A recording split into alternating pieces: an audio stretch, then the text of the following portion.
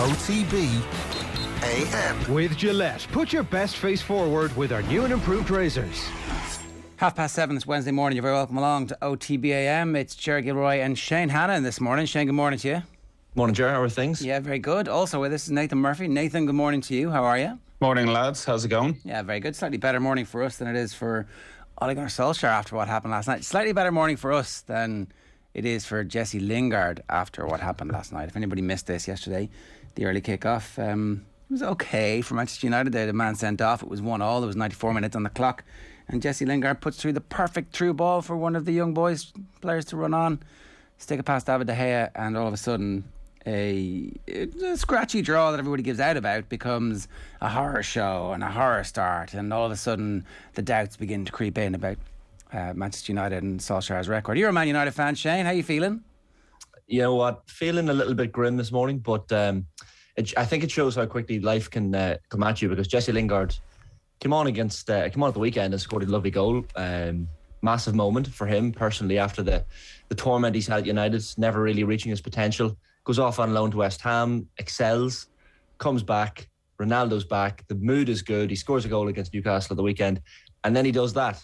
And all his critics at United, amongst the United support, are like, look, we told you so. He's back doing what he does best. But no, I think like if the game had petered out into the draw that it looked like, we would have not really been talking about Solskjaer's tactics as brutal and perhaps negative as they were.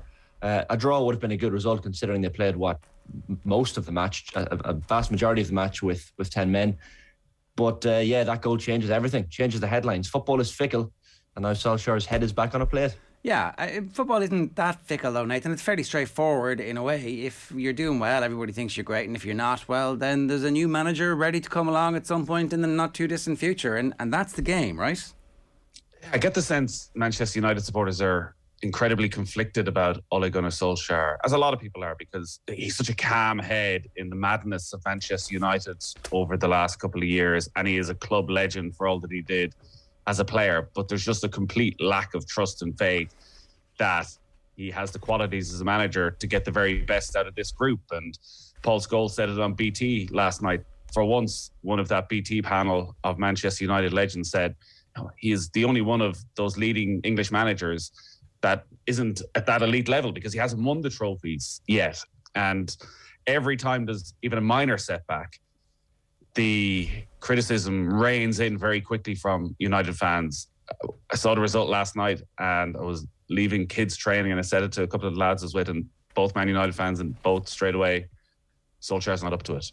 The criticism when they lose now, because the quality that's in that squad is going to come for Ole Gunnar Solskjaer rather than the players. And listen, it follows on from last season in the Champions League and the way they absolutely blew it in the group stage, and the defeat to Leipzig and Zaxi here, and criticisms of the way he set up. I think he's always going to have to rotate players in the Champions League. They've such a big squad that he's going to have to give players opportunities.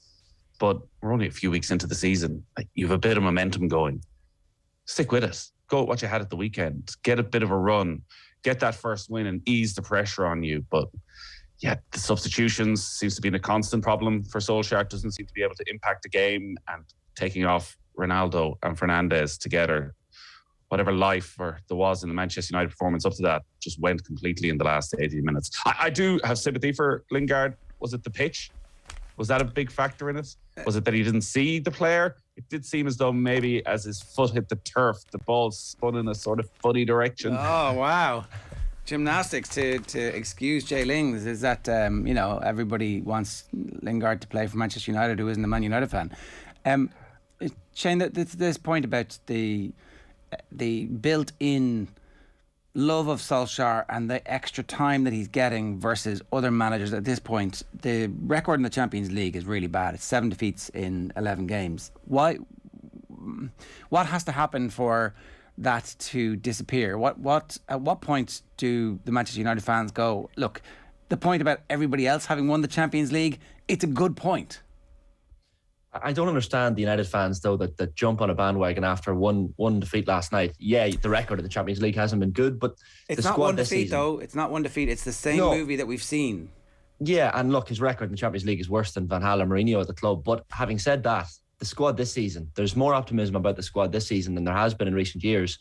I think you judge them if they don't qualify from the group stages. If they go out at this group game, and look, I'm going to be over at Old Trafford for the next couple of home games against Villarreal and Atalanta. They're both must-win games now. You can't put out a weakened team when you need results. And he said it himself last night. You need 3 home wins and 1 away win to qualify. You need those 12 points to get through. So put last night behind us. I didn't like to see Solskjaer come out after the match and he blamed the referees' inexperience. He said he was a young referee in terms of that Ronaldo potential penalty incident.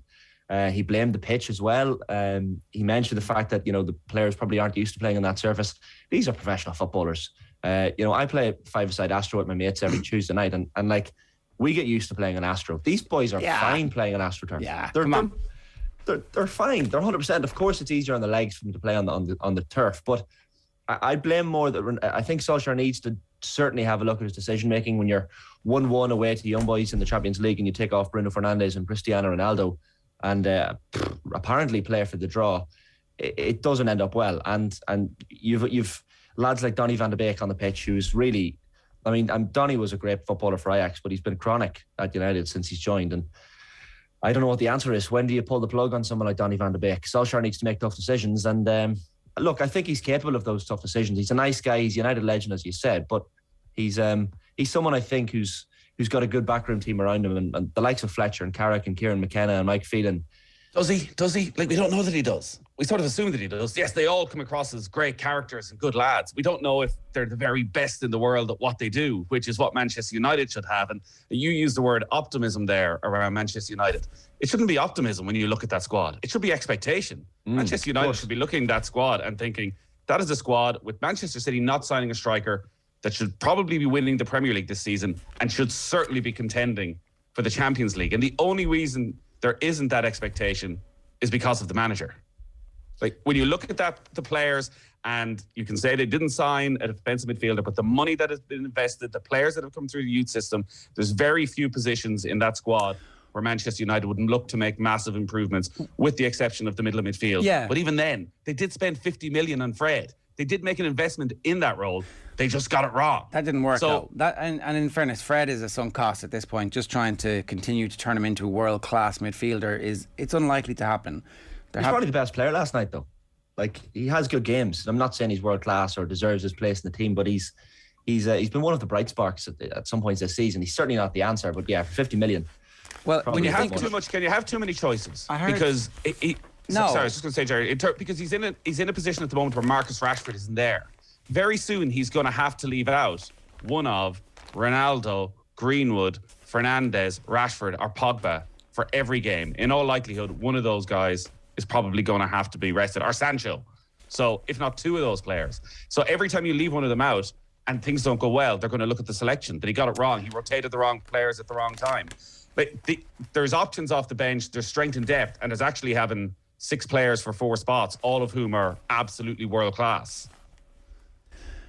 Well, we're not allowed to have bad results. Our club's not allowed to have bad results. They are, of course. It's just that it's the same old story. That's the problem here, isn't it? That it's not that this is a one-off. It's that it's 7 and 11, 8 and 11, whatever that figure that I just said 2 minutes ago was. It's like that. The lessons don't seem to have been learned from the European games. Now, it's early. It's the start of the group stages. Chelsea required Lukaku to win 1-0 against Zenit at home last night, and maybe that's the difference. They had a gap in their squad.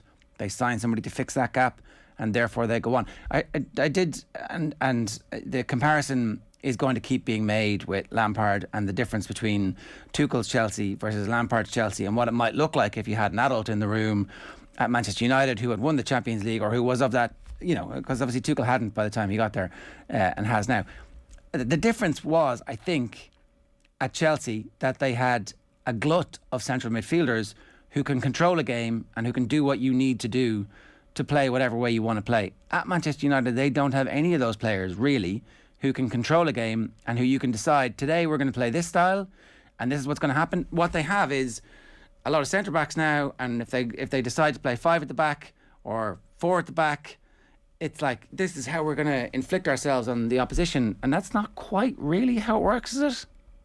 But Solskjaer has brought back, I've used that word already, optimism and positivity around Manchester United. And that is something that under Van Gaal, under Moyes, under Mourinho, there was absolutely none of. Like, fans all of a sudden are going back to matches eagerly, looking for tickets. You can't get the United tickets at the moment, home tickets. But that's a very low base of expectation, considering that they've spent more money than any other club in world football over the last decade, right? It's pretty low base of expectation.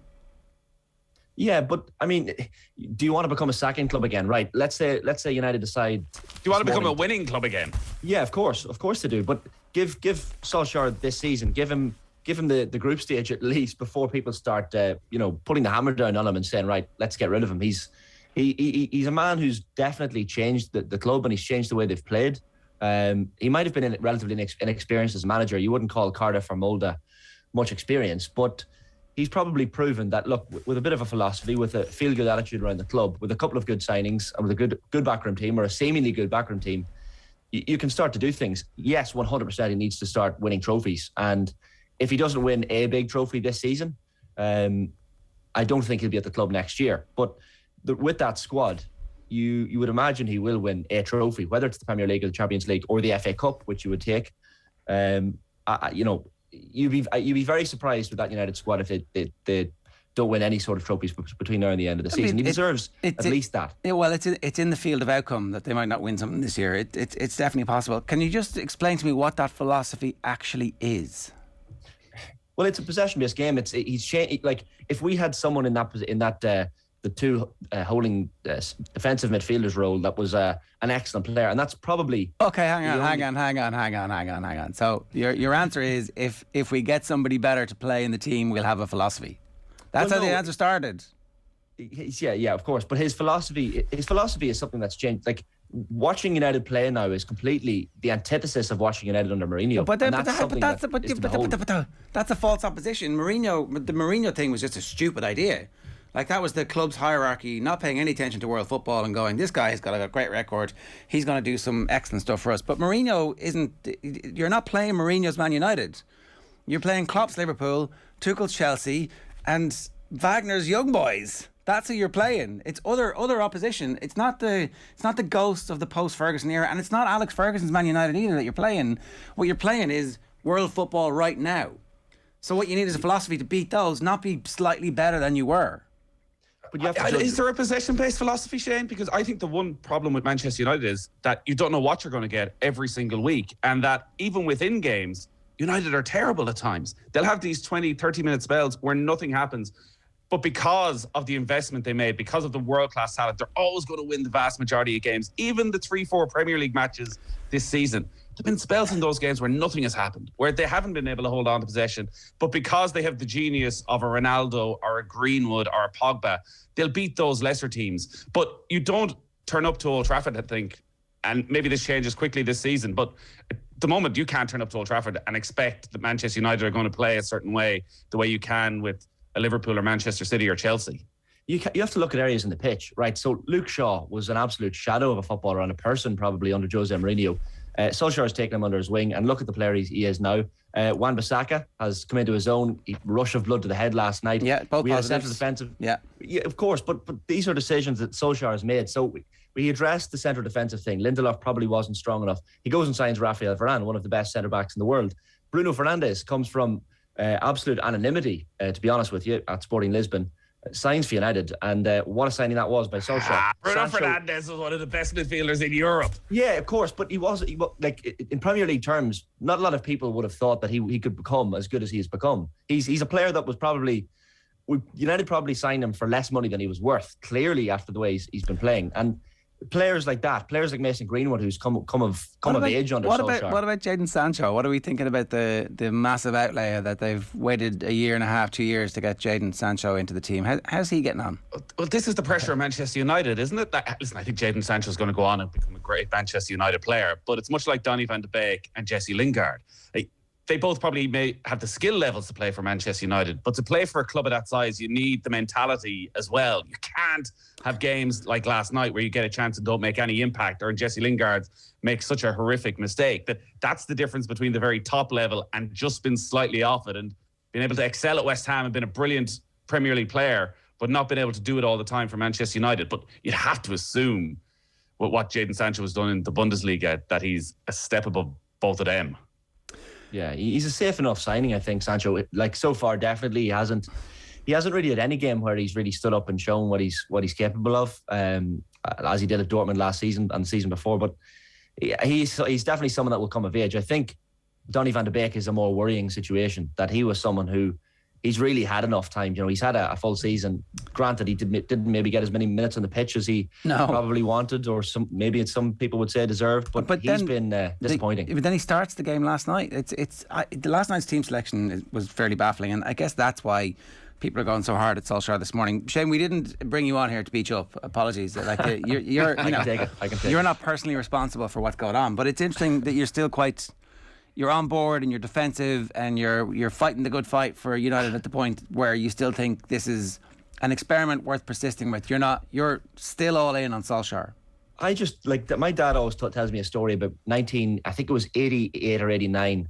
He went to a Manchester United match away to Crystal Palace, but I think the game was being held at the Charlton Athletic Stadium at the Valley, and he remembers being on the train, and all of the United fans, or the majority of United fans on the train, were calling for Alex Ferguson's head. The signings that weren't working out, the results weren't going their way, and Dad was one of the minority who were probably thinking, right, just give him a chance. We've had years of Ron Atkinson and Sexton and McGuinness and management that just didn't work out.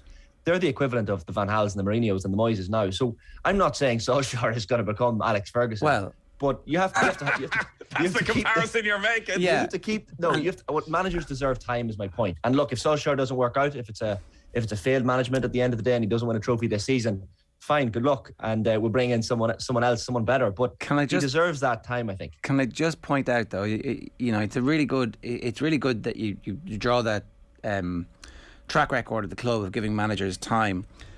In Ferguson, you had a manager who had won a European trophy at essentially at a third tier club. As we've seen, what Aberdeen have done since he's gone has been the proof that club should never have been capable of winning a European trophy, really. It was his peculiar genius. And okay, there was some sensational players at the club at the time, and maybe it's the confluence of things, but he'd won a European trophy with Aberdeen. That's the credit in the bank. And also the weak chairman that made the chairman not sack him. I'm sure the chairman went into some meetings with Ferguson, and Ferguson bullied him, get out, I'm fixing this. And he fixed it through sheer force of will and also some good players. But I don't know if we've got that with Solskjaer. Anyway, some quick comments. Go on, if you one quick point. No, go on, Jared. I was going to say about the reaction. You're right, Jared, that Shane, about one defeat, overreacting. But like, that's what happens when you're a Manchester United manager. Even at Liverpool tonight, with what Klopp has done, if they were to draw with AC Milan, there'll be an inquest into the strength and depth in the squad. And we should point out, it's not just those of us on this side who overreact. Look at Manchester United internally overreacting. Paul Pogba, having spent the last 6 months to a year shuffling around trying to get himself a move, after a one half decent performance against Newcastle, has suddenly decided this is enough to convince me to stay. Everyone is overreacting right now. Yeah, but Pogba's been excellent. He's had a great start of the season. If Solskjaer has anything to do with holding on to him, that's another positive. That's another tick under Solskjaer's box. But yeah, look. Well, they should have got rid of him in summer. It cashed in at the best possible time.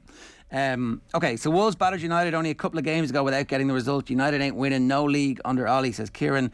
Shifty Lad says, I'm not conflicted at all. Unfortunately, Ollie just isn't strong enough. Ryan says, everyone needs to chill. Anyone can get beaten in the Champions League, especially with 10 men. It was a game of individual moments that cost the game. It's a loss. You pick up and move on, which is fair enough. It is totally fair enough. It's just that, as I said, we've seen the movie before, particularly in European football. Philip says, the dog in the street knows they made a huge mistake not signing a central defensive midfielder. McTominay is a squad player at Man United in my book. In Ollie's, he's a starter. It's possible McTominay goes on to have an absolutely brilliant career and is the player that they need in there. It's just that you can't. His injury profile at the moment has been that he misses some games every season. So, yeah. All right. So Liverpool tonight, as you said, it's not that there's no. It's not that it's as pressurised an environment. Obviously, it never will be for Klopp, having achieved what he's done. But that point about the strength and depth, all of a sudden there's a significant injury. It's early in the season. There is, Henderson's fit, so I guess he comes straight back into the team. But the lack of investment of all of the teams who were involved at some level in the European Super League, almost everybody apart from the Spanish clubs have tried to make it up to their fans by having a gaudy little signing. not so much at Liverpool. They're kind of just assuming that Virgil coming back will quell the fears, calm everybody down. And maybe they're right, Nathan. Maybe they are right. Maybe this is a team that is set up to have both European and domestic glory again this year. Yeah, I think as a team they are. It's just whether or not as a squad they are. We've seen already this season that Liverpool, at their best, with everybody available, are as good, if not better, than everybody else in the league. That they still have that strong defence of 2 seasons ago with Van Dijk, marshalling. Alexander-Arnold has got even better, if possible, since they won the league. And Salah has been the outstanding player that we've seen so far this season and consistently does it again and again and again. But they have left themselves in a position that 1 or 2 injuries can derail their season, and that won't be the case at the other clubs. Liverpool supporters will say they are doing things the right way, that they are investing the right way, they're running the club the right way, and that is great from an FSG point of view. But in terms of purely winning Champions League and league, Harvey Elliott has gone. You're right. They still have Fabinho, Thiago, Jordan Henderson, and Naby Keita can come in there. But it only takes 1 or 2 more injuries in that midfield spot, and suddenly you're having to make another couple of changes. So I think they may get through the season without any of those massive issues. And if they do, I think they're going to go very, very close in both. But the only difference with them and the other contenders is that they cannot afford an injury to a Mo Salah, because if Mo Salah goes, to be honest, I think that would be it for Champions League and title hopes this season. But he's never had any big injury issues previously, so maybe we should just stop talking about that and look at what they actually do have, which I think is a brilliantly talented squad and arguably the best manager, well, right up there with Pep Guardiola in that top 4. So I think tonight will be. It's again, they probably need to win straight away. Solskjaer's right, 3 wins and a away win, but when you've Atletico Madrid and Porto, they've double header against Atletico in the middle. I think you want to get up and running pretty quickly against the average enough AC Milan. It's an average enough Porto as well, though, right? Yeah, it is, but it suddenly gets quite hairy if it's not an average enough Atletico Madrid, and we know their European pedigree, that if in those 2 games you don't have your 6 points and suddenly you're going into the last 2 matches and there's a bit of a scrap, it can get away from you quite quickly. Okay. In a weird way, given the point that you've made, is this more important competition for Liverpool than the league? A more winnable one? I think it's always more winnable because there's more of an element of chance. Now, they are different to the 2 seasons. Certainly the first season they got there where they were so well suited to Europe and were such a brilliant counter-attacking force that European football in particular played into their hands. They're a different type of side right now. But crowds back at Anfield, all the momentum of that Tuesday, Wednesday nights under lights in the winter is something they certainly get a buzz off. I think they can contend in both of those trophies, and for good and bad, you can have a bit of bad luck, you can have a difficult draw, you can get Manchester City, Paris Saint-Germain, and someone turns up in the night and beats you. So I don't think it's the case of 2-3 years ago where the Champions League was a far more winnable trophy. I think they should have aspirations of trying to win both. Is Klopp immune from criticism? Like if they don't, hypothetically speaking, win a Premier League or a Champions League this season or next season, like that, those gaps in strength and depth that we've talked about, like if someone does get injured, if Mo Salah does get injured and they clearly don't have the players to come in and replace him, like the buck has to stop, the blame has to lay squarely at the feet of Jurgen Klopp. Like, is he in danger of hypothetically tainting his legacy if he wasn't to win one of the major trophies in the next season or 2? I think Jurgen Klopp tainting his legacy, it's going to be a hard thing for him to do. It's the difference between himself and Solskjaer, that the reputation he has built up, the goodwill that's in the bank, that you look at Manchester United and think, is Solskjaer strong enough with the board to get that defensive midfielder? Whereas you could probably ask the same questions of Jurgen Klopp. Has he been strong enough to get what he wants and to go in and say, look at all I've done to this club with the resources you've given me? You sort of assume more with Klopp that he has done that, or that he has a working relationship where he is getting largely what he wants. And actually the lack of depth, I think, gives him a bit of leeway as well if things don't go well this season. That look at what Chelsea have done, look at what Manchester United have done, look at what Manchester City have done investment-wise. It's the owners. And it will go back very quickly on the owners' mistake, Jared. They haven't responded to the Super League debacle by going out and signing somebody. I know some Liverpool supporters think in the background they're working the magic as usual, and Kylian Mbappe will appear next summer and he'll be that Alisson, Virgil van Dijk signing, and it just come out of nowhere. But I think it will turn on the owners far quickly far more quickly than Jurgen Klopp. Remember, they have not invested what the others have and still have managed to win a Champions League and a Premier League title. And that, as much as they've great players in all the key positions, like that is down to the genius of the manager. This period that we're in at the moment, and I mentioned this, I referenced the piece that Miguel wrote during the week about the TV rights deal, and was it 2016 that Richard Scudamore did, that essentially flooded the money into the big teams in England and has wrestled control of world football back from La Liga. How long can this last? Because it has tended to be cyclical in the past. Is it actually more predicated on the quality of the managers that the clubs have at the very top at the moment, rather than just the money? Because we've seen in the past that if you get the manager wrong, at Manchester United, for example, at Liverpool before Klopp, although Rodgers did a reasonable job, that you don't stay at the top. You know, if you don't have a manager with a very singular vision about what the team is supposed to do, and if everybody doesn't fully understand what their job and what the identity of the team is, it gets away from you pretty quickly. But I think Manchester United have stayed at the top in a way, that they're staying by and large inside the top four because of the money. I think it's been exasperated massively last summer because of COVID and because what we've seen the top 4 or 5 teams have been able to do. And we haven't really seen the teams in the bottom half with their guaranteed 100, 120 million a year spend the 30, 40 million on players that they were in previous seasons. I think COVID has had a huge impact and has made that gap between the top 5 and 6 even greater than ever. I would expect that gap, when we look at the end of the season, will be far larger than in previous seasons. I think the chasing pack, you could make a case for 10, 12 teams for relegation. It's so tight down there. I think there's I won't say a lack of quality because the best players are still coming to the Premier League, but the top 5 or 6 have been able to capitalise on that money from the Champions League, capitalise on what the Premier League have done, and have the owners who are able to sustain them through the COVID crisis that a lot of the teams down lower haven't. So I think it's going to be more straightforward for those teams over the next couple of seasons to stay in and around those Champions League places. Okay, if anybody wants to get involved in the conversation, by the way, 0879 180 180 is the WhatsApp number, or of course you can always get us on the YouTube channel, youtube.com/off the ball. If you turn on your subscriptions there, anytime we go live, we'll send you a little notification, and you can always get us on Twitter as well, at Off the Ball AM. The comments are coming in about Manchester United. People not happy with you, Shane. Who's this guy saying Fred played well last night? He was terrible. He just ran around. I'm good at about terrible last night. He had a decent game. He had a decent game last night. He was involved in the goal. He won the ball back. I'm not saying he was a world beater, but in terms of comparing him to his teammates last night, he wasn't terrible. It's not only Ollie. His coaches are terrible. Why is Michael Carrick seen as a good coach? Asks Ryan Kavanagh. He wasn't even a great player. This debate about Michael Carrick's playing talent has been on this show, I'd say, for 20 years, and maybe we've had enough of it. I'm gutted about the Elliott injury, says Kieran B. He really was like a new signing.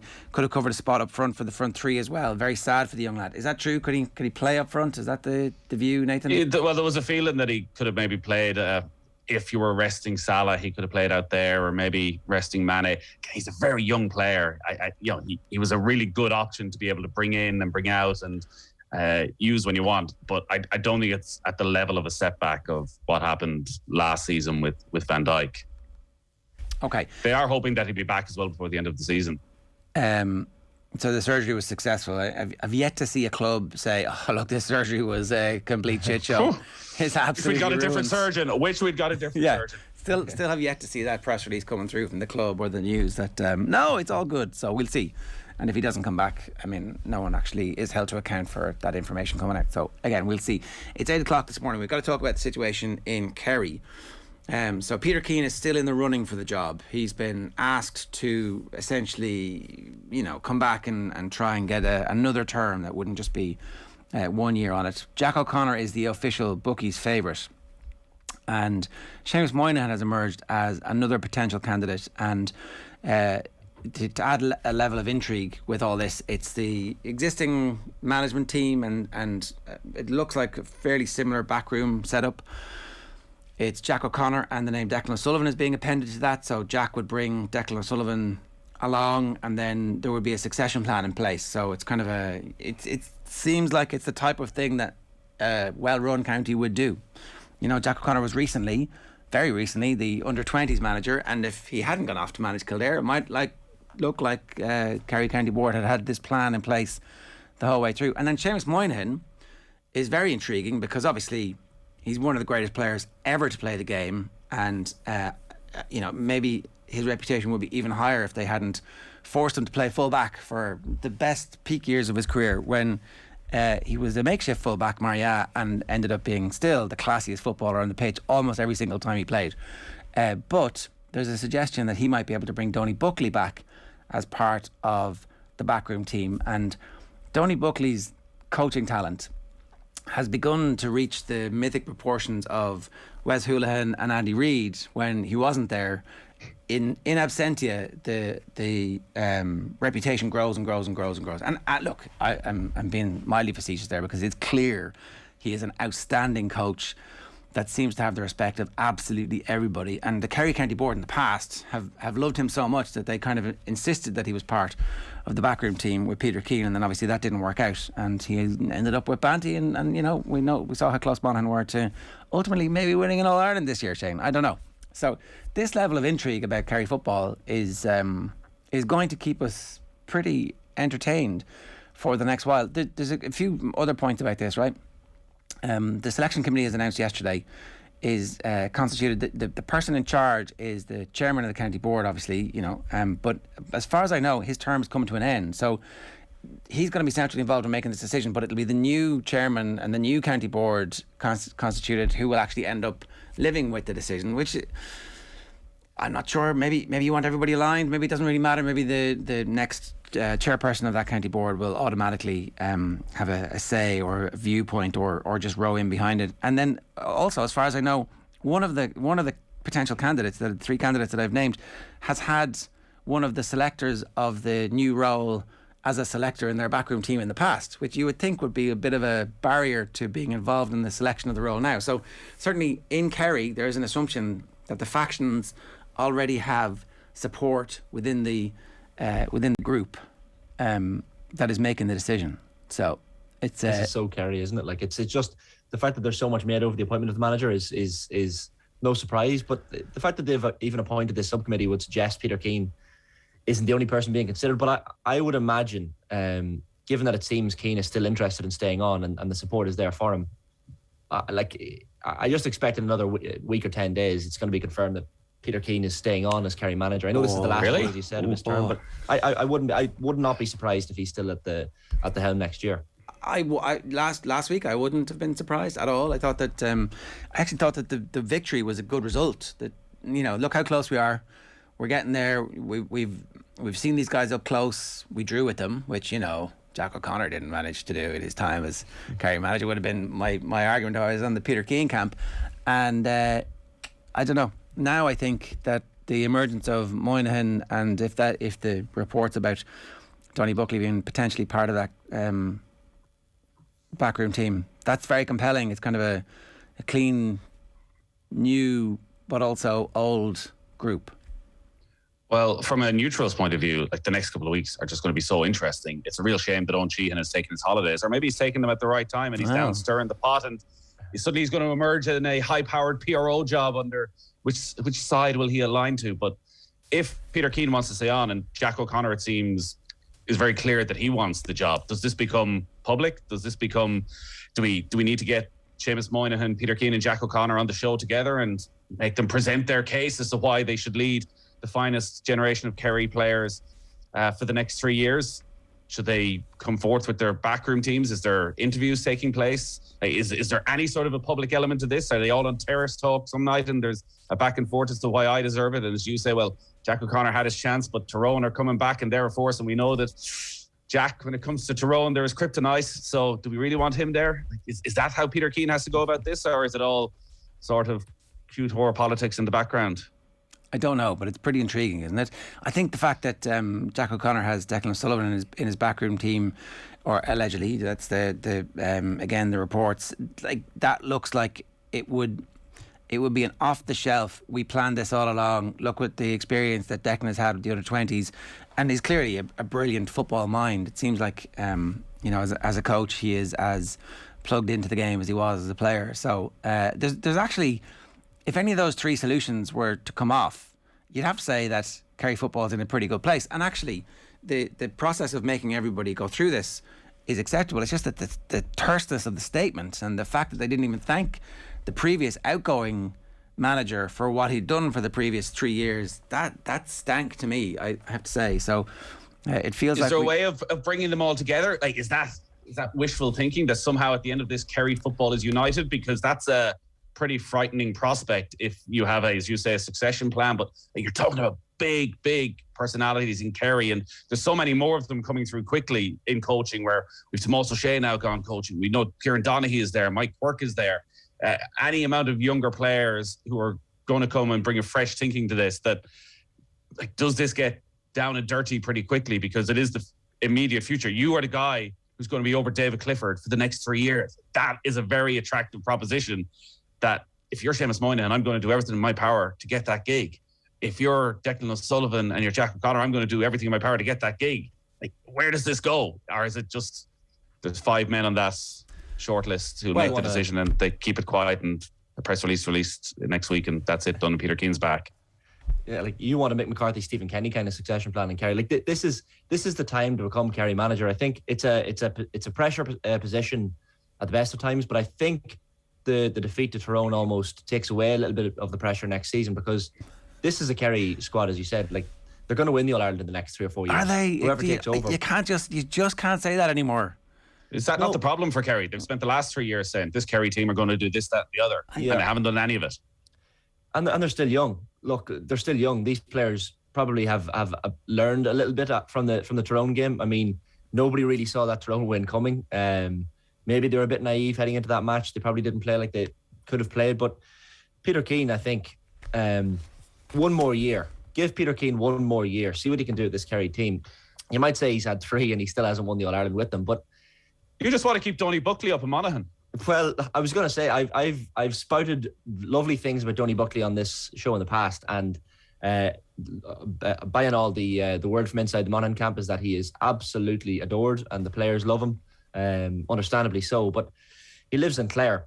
I assume he's going to stay on with Monaghan next year if this Kerry thing doesn't materialise. But you want to hold on to someone like that, of course you do. But if you're Kerry, I can see why you'd want him. But no, I really shouldn't be saying positive things about Donny in case that anyone in that management subcommittee is listening. No, he's brutal. He's a terrible coach. I think he should stay at Monaghan. I think, Nathan, your question, is there any way that you could like put them all together? It doesn't work. Like, everybody needs to have their own backroom teams, and we've seen that with Peter Keane and Donny Buckley. Like, that was an arranged marriage. They went off to where is it in Clare where the matchmaking thing happens? Lisdoonvarna.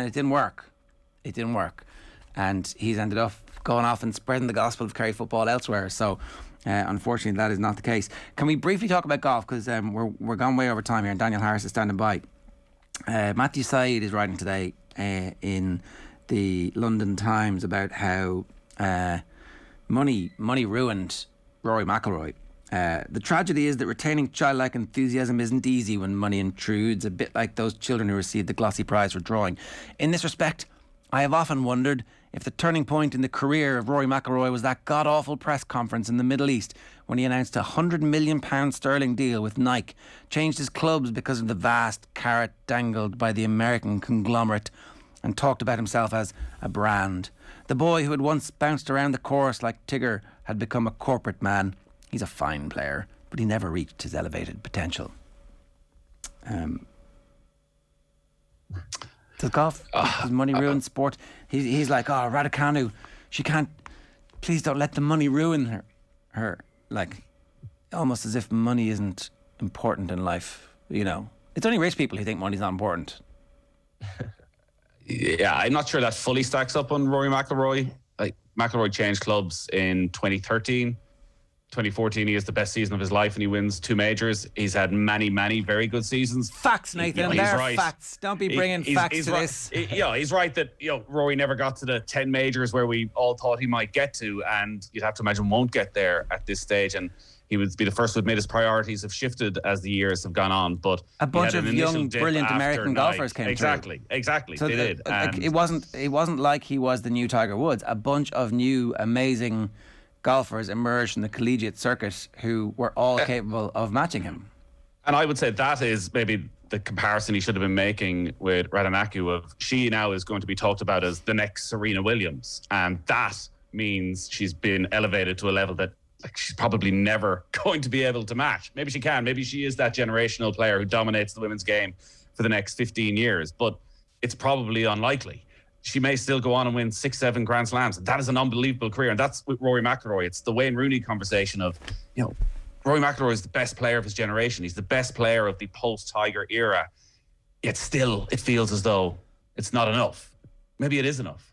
And you get the sense with Rory that as much as we get frustrated with the lack of major wins, that in 10 years, when he's in his 40s, he will turn back and say, I'm happy with what I've done with my career. I'm happy with how I've balanced my life and how I've enjoyed my success. And I don't think it can be put down to the money. He has never struck me as somebody who's been changed in any way by the money. That, he's managed to keep his head. He has kept his circle small. And as you say, a generation has come around that are brilliantly talented, that can do what he can do, and some of them can do it slightly better than he can do. But I'd be wary of going over the top of the criticism of McIlroy, and particularly with that line. In 60 seconds, what's the story of Brooks Koepka? Why is he in the news? So Brooks Koepka interview in Golf Digest. So the Ryder Cup's on next week. Brooks may not actually be at the Ryder Cup. He's a wrist injury at the moment, so it's going to be touch and go whether he actually makes it. Spoke about his knee injury in this interview. Took a bad step, dislocated his knee, put the knee back in himself, did so much damage he'll never be able to run again. It's about 3,000 words. It'll take you 20 minutes. But there's no mention of Bryson DeChambeau in the entire thing. Yet, here's a quote. One of the biggest things now is that people have the hardest time taking accountability. You hear people say they want to hear the truth, but when you tell the truth, it hurts. Most people aren't ready for it. What was that quote I heard? Sometimes the bully is telling you the truth. Sometimes you need to look in the mirror, which can only be aimed at Bryson DeChambeau. And if you want an insight into why America have struggled at the Ryder Cup and the individualism that's in the American team compared to the European team, he talks about Ryder Cup week and why he struggles. He said, it's tough. There's times like where I won my match. I did my job. What do you want from me? I know how to take responsibility for the shots I hit. Now somebody else hit a bad shot and left me in a bad spot, and I don't know this hole is a loss. That's new, and you have to change the way you think. Individual sport to a team sport. So far from my normal routine, barely get to see my personal team. Hard to go to the gym. Want to go to the gym at 5 o'clock. That's the only time you can get in. Then you got to come back to a team meeting. I just want to take naps. I take a lot of naps. I might take an hour and a half of a nap, just chill on the couch and watch Sports Centre. No time for that at the Ryder Cup. No time to decompress. No naps, Ger. Listen, we can all sympathise with that. Back the Europeans. It's 13 minutes past 8 this morning. When is Golf Weekly out this week, Nathan? Going to be out tomorrow. We might have a special guest. He might have an influence in the Ryder Cup. All right. Oh, yeah? Really? Really? Wow, I'm amazed. Normally it's just the four of you not talking. Listen, we'll give him 15 minutes and then we'll get to what people really want, which is us talking. Your handicap, yeah. Okay, Nathan, Yes. Good stuff. OTB AM is brought to you by Gillette. Good morning. Start with Gillette. Put your best face forward with their new and improved razors. We've got John Duggan. We're talking to Hell Week Chief Instructor Ray Goggins about his new book a little bit later on in the show. But up next, we're pouring over the coals of Manchester United's defeat last night to Young Boys of Bern in the Champions League with Daniel Harris. OTB AM on OTB Sports Radio, Ireland's first and only sports radio station. Have you subscribed to the OTB Football Podcast? If not, here's some of what you've missed over the last week. We still got beat at the end of the day. It still wasn't a result. I'm still hearing we're nearly there. We're so unlucky, but at some point that's got to turn into results. At some point you've got to say, well, we need that result. First of all, his ability to do what needs to be done, crosses, saves. I mean, he was brilliant. Definitely humble lad. Doesn't not get carried away with it. Subscribe now to the OTB Football Podcast stream wherever you get your podcasts and download the OTB Sports app. Car insurance is boring, but you don't have to be. Get Set Go is the kind of car insurance you can sort in a few minutes online, then bounce on with your day. Are you ready for Quick Start Insurance? Get a quote now at getsetgo.ie. MCL Insurance Services Ireland Limited, trading as getsetgo.ie, is regulated by the Central Bank of Ireland. OTB AM. With Gillette, put your best face forward with our new and improved razors. Okay, so big reaction to the conversation that we've been having so far, but we're going to continue it now because Manchester United beaten in Switzerland by Young Boys, and it was essentially the game switches on the red card. But what does it suggest about a deeper malaise? Is there a deeper malaise? Is this all just the start of a campaign? Let's get Daniel Harris's thoughts on this now. Daniel, good morning to you. Hello. Whose fault is it? What happened?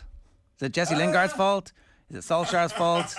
Is it the Glazers' fault? When all this stuff happens, there's always plenty of blame to go around. You don't have to be sparing, but it is worth retaining some perspective. So, I mean, the players played badly, and Solskjaer didn't help them by making bad changes. So I'd say it's those two things. Obviously, you can pinpoint two very specific errors, as you mentioned, the Lingard one and also Wan-Bissaka getting sent off like that. But United were playing young boys, and there's no excuse for the poverty of the performance. I mean, they didn't play great with 11 men, but with 10 men, it shouldn't be against any team that you're left just defending the box. And United definitely had enough quality on the pitch and on the bench to not basically try and spend 45 minutes just defending. So I felt like the substitutions didn't help very much at all, and reminded me a little bit of a game against Bayern Munich in 2010 when Raphael got sent off just before half-time. United were winning then as well. And Fergie, I can't remember who was playing up front that night, but Fergie took off whoever it was, and it left them with no out ball. And it felt like that last night. That the problem with United, I felt, was when Sancho went off, because he was the first change. I didn't think that was a particularly great change, because what Sancho gives you is he gives you composure on the ball. He's someone who can go and hold the ball. And also, once you removed him, then you're thinking, well, who is going to defend the area in front of Diogo Dalot, who's at right back? Who's going to help with defend that area of the pitch? Because United then had, in front of the back four, they had Fred, Bruno Fernandes, Pogba, and Ronaldo. Now, none of them are going to do that. And it felt like when the red card happened, they had to take off one of his big dogs, and he didn't. I felt like it had to be Bruno or Pogba, probably, perhaps, or Ronaldo, and they all stayed on. And then that sort of left him chasing substitutions thereafter. And looking at United's bench, I mean, Anthony Martial is sort of the last person you really want in a crisis. But when you feel you're going to be under the cosh, you need someone who can hold the ball and who can hold it up, and who is your out ball. And of all the players in the squad, like, that's probably him. And he didn't come on until the very end. So there is that, but there's also the fact that the players should be able to do better than that, and that would be on them. I mean, it seems unlikely to me that Ole said to them at half-time, there's no plan, just go out and play. And it also seems unlikely that he said there is a plan, and it's just defend the box and you'll see this out. Just like, it's very hard to believe that that's what happened. So you could say that he didn't communicate instructions effectively, or that he gave the wrong instructions, but it definitely didn't seem like the players followed what he was likely to have said to them. And from there, you can look at it, I guess, in one of two ways. You can say, we've seen this before, which we have. We've seen absolutely terrible performances from United. I mean, obviously, Bisaksa here is the one that most springs to mind. But you could also say we've seen it before, and we've seen much better United teams than this lose Champions League games to sides that are as crap as young boys. And there's a very long list. Basel, PSV Eindhoven, I mean, Maccabi Haifa, loads of teams over the years that have beaten good United teams, particularly away from home.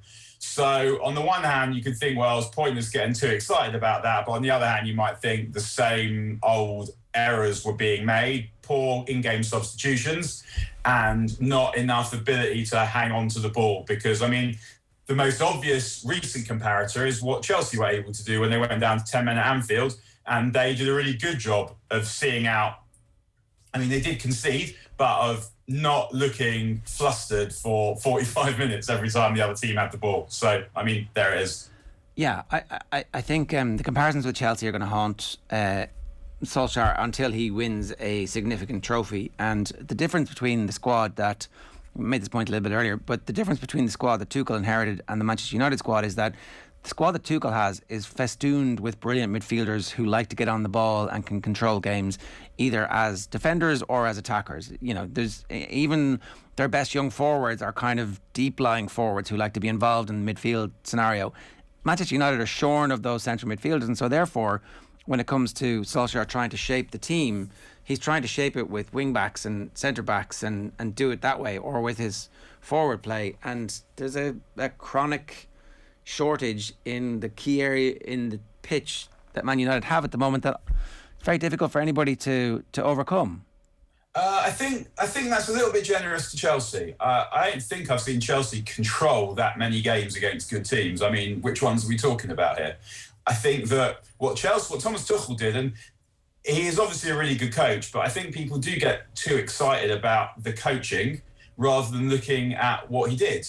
And he put 3 centre-backs, and then in front of them, he put 2 holding midfield players, and then either side of them, he put wing-backs who are defenders. The 2 holding midfielders, though, are excellent. That's the difference, is that you... Yeah, right. So, right. That I will wear. That Chelsea have better holding midfield players than United, but then that's the facility of type of player. It's not a facility of organisation and control. It's that Kante is better than Fred.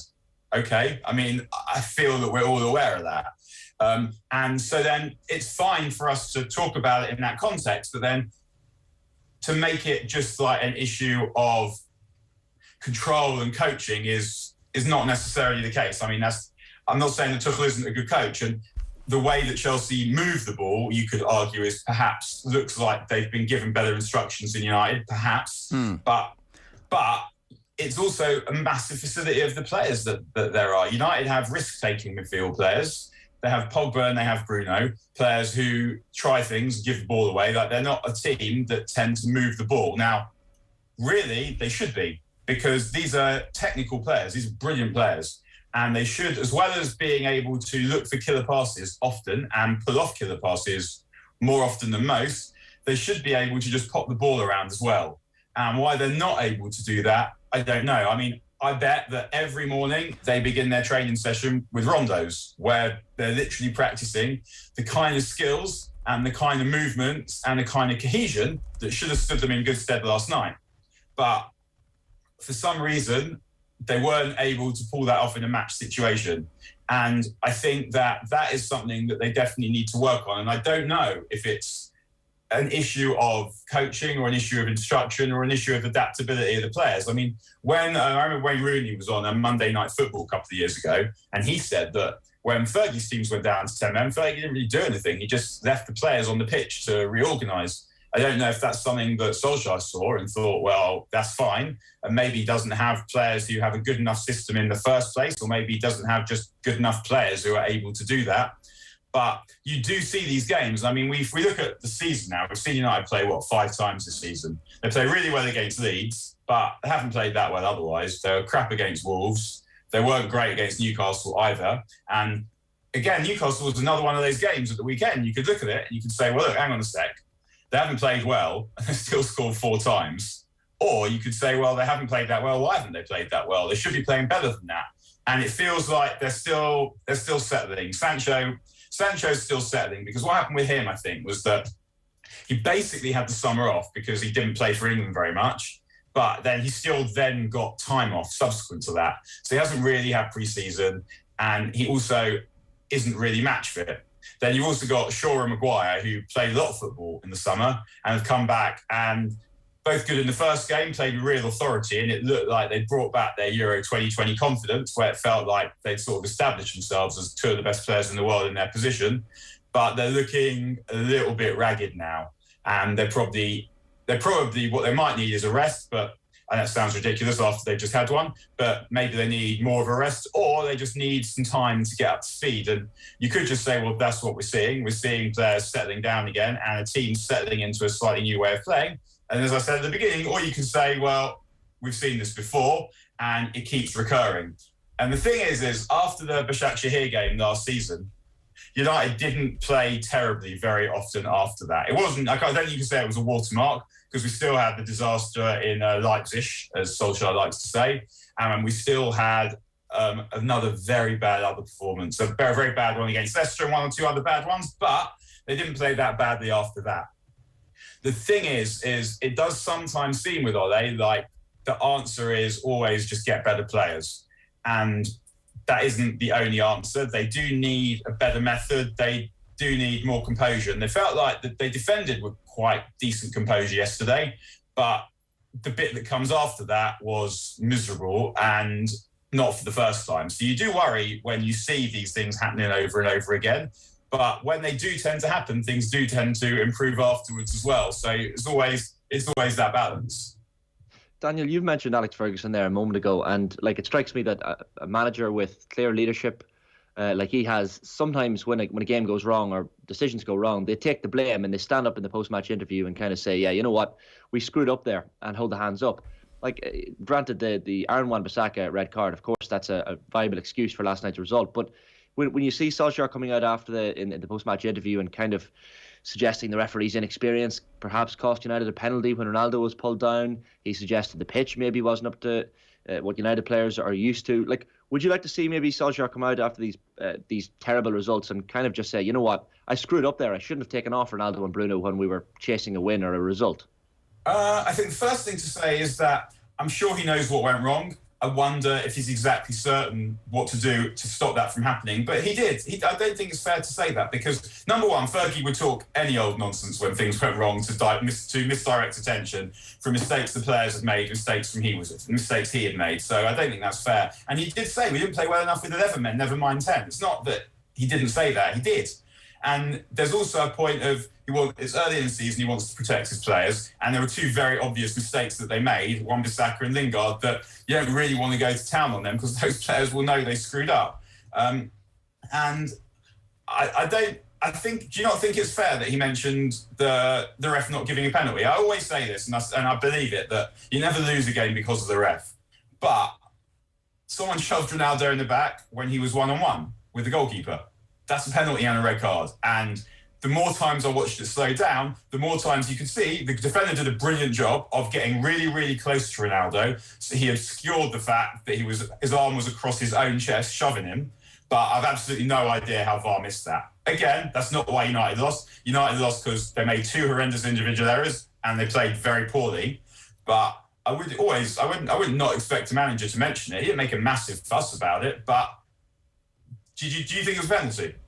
No, like I think Solskjaer probably made a good point afterwards in that he said that maybe the referee felt like if he was going to give the penalty, he had to give the sending off as well, and perhaps his youth and inexperience, as Solskjaer put it, led to him not making that decision. Imagine what Fergie would have said in that circumstance.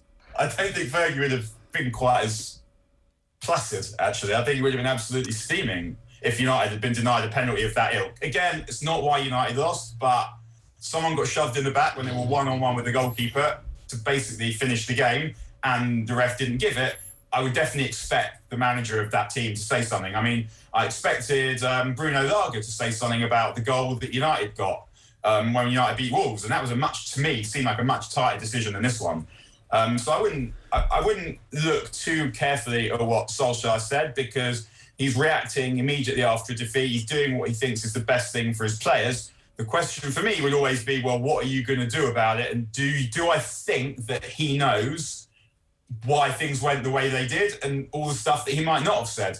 And where's it going to go from here? I'd be more thinking about that. Okay. Do you think he knows why it went wrong? Because the team selection and the changes mid-game speak to a little bit of confusion on his part.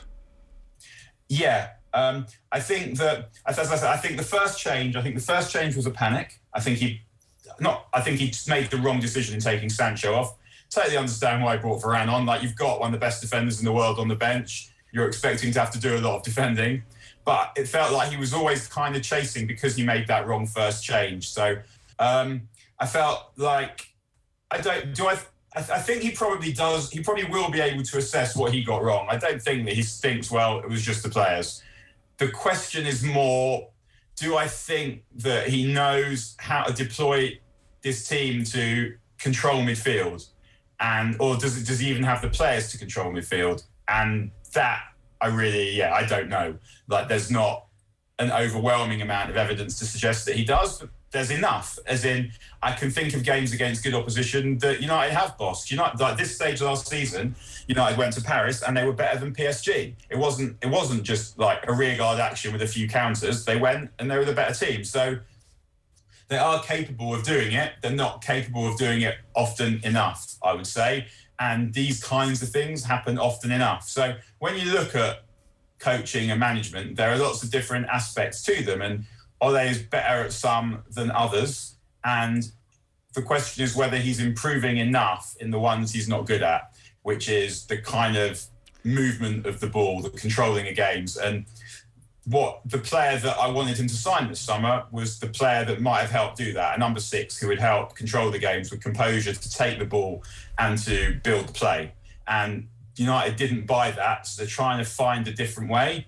And with Bruno, Ronaldo and Pogba in your team, that gives you a lot of game-breaking players, but it doesn't necessarily give you the kind of players that are able to take the heat out of the situation, or at least the way that they're being deployed doesn't do that.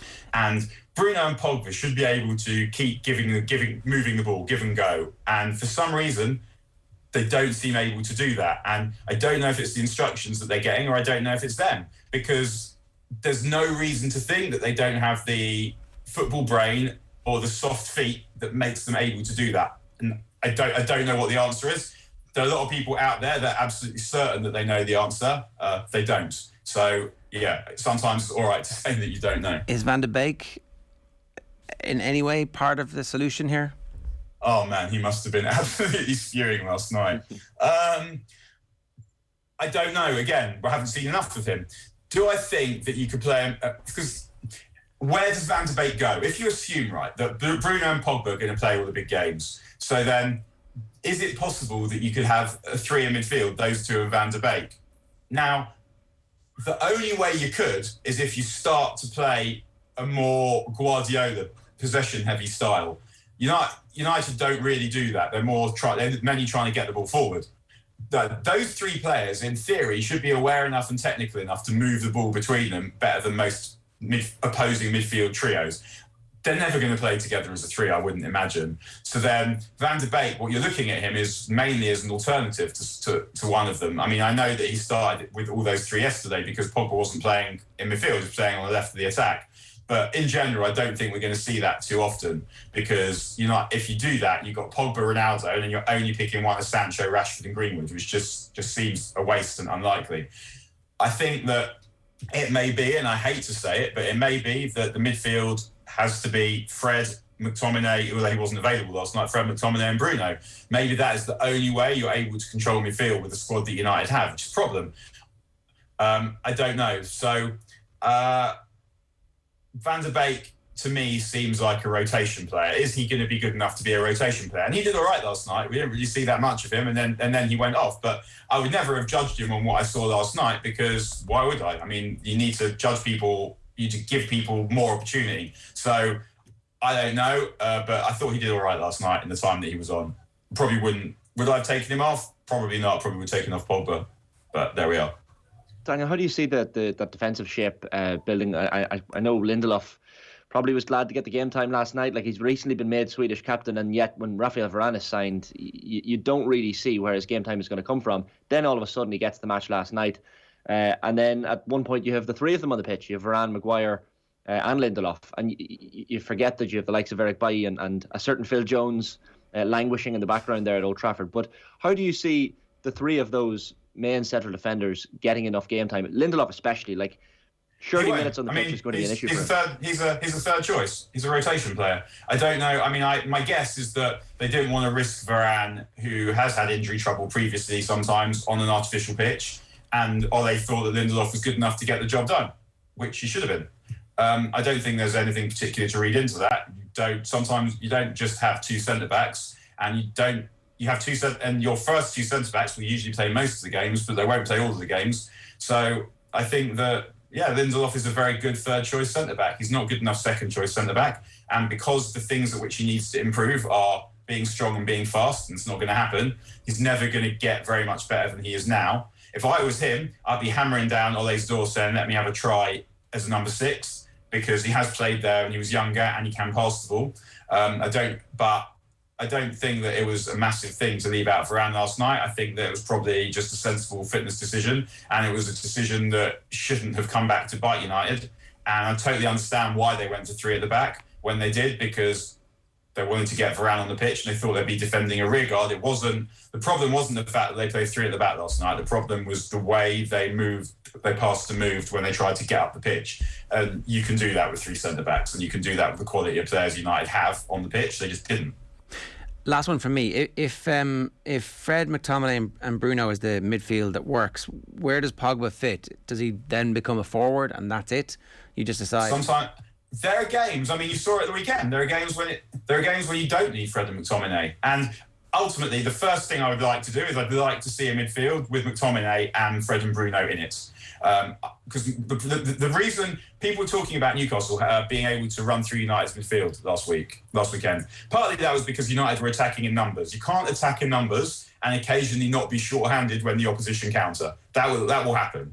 And you can't have it both ways. If you look, for example, at Luke Shaw's average position against Newcastle, he basically played on the left wing. So that will sometimes happen. But also, Matic was the guy in front of the back four, and he actually did all right on the ball against Newcastle. But the person who plays there needs to be able to cover the width of the pitch. If your 2 other midfield players, Bruno and Pogba, you need a physical beast there. Like City had it with Fernandinho. McTominay is also that player. He's strong, he's fast, he's able to cover the width of the pitch and get about it. And I'd like to see the Bruno-Pogba midfield with McTominay first, and to see if that can work. I think that McTominay's short passing needs to get better, and he needs to trust his long passing a bit more. But that would be the midfield that I would try first. In the big games, if you want to get control, then they either need to get much better at popping the ball off and moving it. And I was hoping that Sancho would help with that, because he's someone who'll come into midfield. He's not just a winger who'll stay wide. He's not like Mason Greenwood, who's constantly looking to attack the box. He's someone who'll want to get involved in the play. So I'd like to see that set up before I decided that it had to be McTominay and Fred.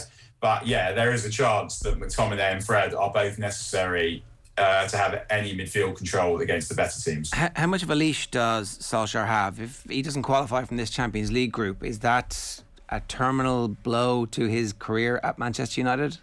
No, I don't think so. It depends what they're doing in the league at the time. I mean, they're top of the league at the moment. Doesn't mean that much at this stage of the season. They haven't played anyone good yet. But if United go out this Champions League group in December and they're top of the league, then it will be bad behaviour, but they'll be top of the league. You always look at the context, and it does feel a bit weird that we have to have this conversation after every draw even. I mean, people were talking about this after United drew with Southampton, and I understand why.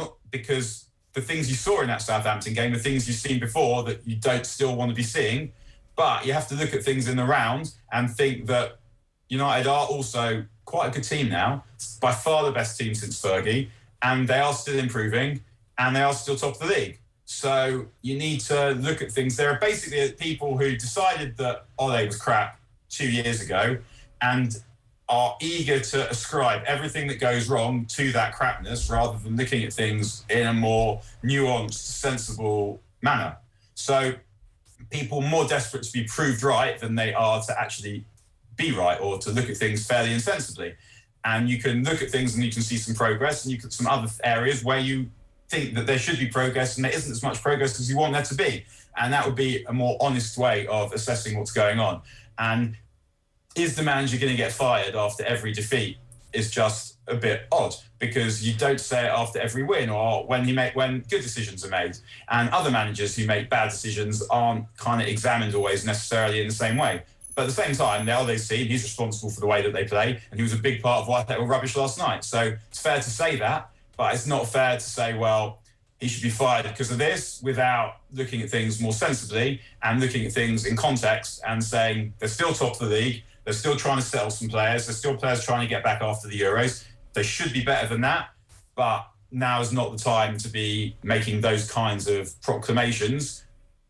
But in the back of your mind, or not even the back of your mind, in the front of your mind, what we saw last night shouldn't have happened. And it shouldn't happen again, but it shouldn't have happened last night either, and it wasn't good enough. All right, Daniel, we'll leave it there for now. Thanks a million. Cheers. See everyone. Have a good day, everyone. Bye. Daniel Harris giving us his thoughts on the situation at Manchester United. Loads of comments rolling in. We'll get to those in a couple of minutes. 0879 180 180. You can WhatsApp us on that, or of course you can leave a comment in the YouTube stream or tweet us at OffTheBallAM is the Twitter handle. Now, here's Fiona Coughlin, Alison Miller and Niamh Briggs on Off the Ball last night, speaking about the women's changing room controversy this week and the questions that the IRFU still have to answer. There's just so many questions to be asked and not all answered. I still can't understand how these players were not deemed a part of the elite status when GA players were able to use dressing rooms in Croke Park. And that for me is probably the biggest question mark that lands over this. Yeah, like I don't think anyone purposely goes out to shaft the women's rugby players, but the fact that there's not someone there to make sure it all goes to plan, particularly because I believe Leinster had changed in similar area to Connacht, maybe a bit down from the dumpster the previous week. So it was deemed unacceptable then. So surely then someone should have been there the following week to make sure that it would all went to plan. Regardless, surely you should know what time teams are coming up. There should be a liaison person there. Whoever's running the event should know when teams are arriving and be there, or if they can't be there, to make sure that the messages are passed on. I still have huge issues around that elite. So my understanding is it's elite that are allowed indoors, whether they're amateur or professional. But I thought there was something about test events as well, that test events were deemed elite events and this was deemed a test event. So there's just that lack of, I suppose, communication and understanding. And I appreciate that it's all got to do with COVID and it's all COVID related, but I just still think there's a lack of kind of clear communication from all parties, from the government down to IRFU, down to the team management, that hasn't been there throughout. Well, what I don't understand about it is I don't know how someone even...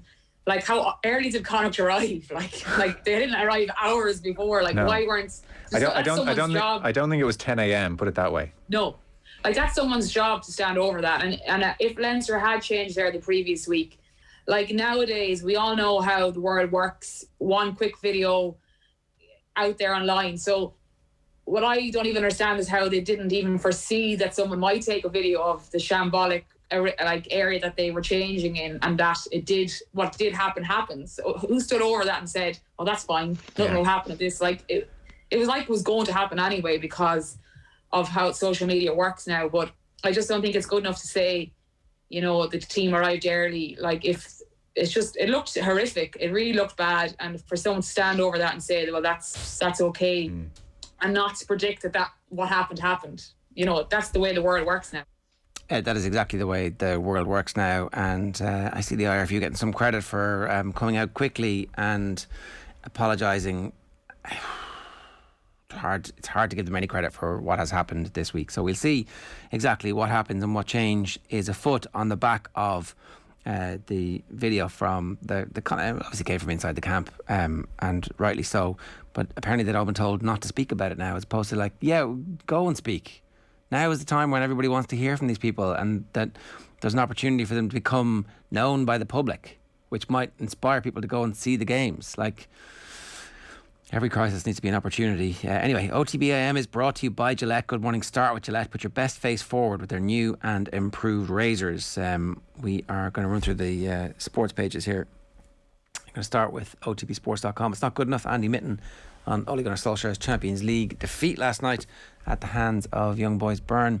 No blame whatsoever for Pascal Struijk in Harvey Elliott injuries. This is Dermot Gallagher speaking last night. Liverpool expect Harvey Elliott to play again this season. The Manchester United player ratings from the game last night as well. I'm going to just do some of how it has been handled. The Telegraph, it's a picture of Jesse Lingard and Harry Maguire. The old hand on the shoulder. Don't worry, it wasn't just your fault, Jesse. 10-man United blow at Lingard. Howler after red card for Wan-Bissaka. Premier League prepared to ban fans who snub COVID vaccinations. And McEnroe refuses to back down in Raducanu row. Although, I thought that was the most manufactured of all the manufactured rows that we've seen. He thought she needed to toughen up a bit after Wimbledon, and then she did, and she won the US Open. The Guardian, it's United Swiss roll. Young Boys save a win after Wan-Bissaka's red. Beleaguered UK Athletics hit by Uja's drug test blow, so they're going to be stripped of the medal, it looks like, after the B sample came back positive. Racing front page, the front page of the Examiner. Crash and burn. Lingard gaff considers 10-man United. Lingard gaff consigns 10-man United to opening night defeat. And measured criticism. GPA calls on pundits to be responsible. With a picture of Aidan O'Shea there. Irish Daily Mail. Young Boys 2, Old Master 1. Qualification gone, but last 3 games are World Cup finals for Kenny. And that Rory Keane has just taken Niamh Briggs' comments that you've just heard there and has written them up. Briggs, answers needed on facility. Shame That is on the back of the Mail today. The Irish Times match report, essentially. 10 Man United gift young boys late winner. Lukaku gets champions Chelsea off to a perfect start. We didn't talk about that too much. And we didn't also talk about Barcelona 0, Bayern Munich 3. Not a game, really. Not a contest between these two sides in the Nou Camp last night. So things do not bode well for Barcelona at the moment. That could be a long time before they're relevant again. Guardiola believes final loss can drive City. What else are you going to say in that instance? The Lost Boys is the back of the Daily Star. Young boys 2, Man United 1. You're in for a tough one, says Klopp. Jurgen Klopp has warned his Liverpool players this is the toughest Champions League group they've faced. He needs to make sure they're at it early against AC Milan tonight. The Mirror, stupid boys. Ronaldo goal in vain as 10 Man United are rolled by Swiss after Aaron Red and Lingard Howler, and Ollie warns his men they must wise up. Another slice of luck for champs. Lukaku is the slice that they got there. It wasn't actually luck. Slice of Luke. Pep, we are no failures except when it comes to the Champions League, Pep. That's how sport works. You win or you lose. Young boys 2, schoolboys 1, but Ollie blames ref and AstroTurf. It's a good point you made earlier, Shane, that you've managed to, at some point in your five-side career, come to terms with the fact that you're playing in AstroTurf as opposed to grass. This is the thing. They're professional footballers, Ger. Like, for years, I know Dundalk had that Oriel Park AstroTurf. Players don't like playing on AstroTurf for a number of reasons. It's not good for the knees, not good for the ankles. But if it's a one-off game last night for United and Byrne, you don't want to hear your manager, referencing it in a post-match interview. We all know it's an issue. Old Trafford pitch isn't AstroTurf, but leave it out. Come on, they're paid enough money to be able to play on AstroTurf. Yeah, I don't know. I think the point you were making about the post-match too, there's just Solskjaer's learning, and he's learning on the job, and every single mistake he makes is magnified because he's learning. I did see somebody yesterday talking about Radicanda saying success is lumpy, and that there's, if you look back on any successful team, there are massive setbacks along the way, and how they recover from those setbacks is the defining characteristic. It's just that the setbacks around Manchester United are beginning to congeal into a picture, and it's not too early to start making a pronouncement yet on Solskjaer, because he's had time, he's had money, he's had investment, he's had opportunity, and they really need to, I think almost it's not irrespective of the context, right? So if they win the league this season, almost everything else is irrelevant. In fact, everything else is irrelevant. They could get completely knocked out of the Champions League. They could crash out of the Europa League. They could not qualify for the Europa League through the Champions League and win the league. And it's like, what an amazing season. Manchester United are back. Away they go. But that's unlikely, because Chelsea and Manchester City are capable of performing week in, week out at a slightly higher level than Manchester United are at the moment. They can control games. They can have a bad performance and win 1-0. I think both Chelsea and Man City would have got out of young boys last night with at least a draw and potentially a victory. Possibly, but then again, Chelsea and City are probably going to drop points in their respective groups as well at some point, and then the focus goes on them. Like, I don't want to sound, and I probably am doing a bad job of sounding like a Solskjaer fanboy this morning, and some people might think, nope, that's exactly what you sound like.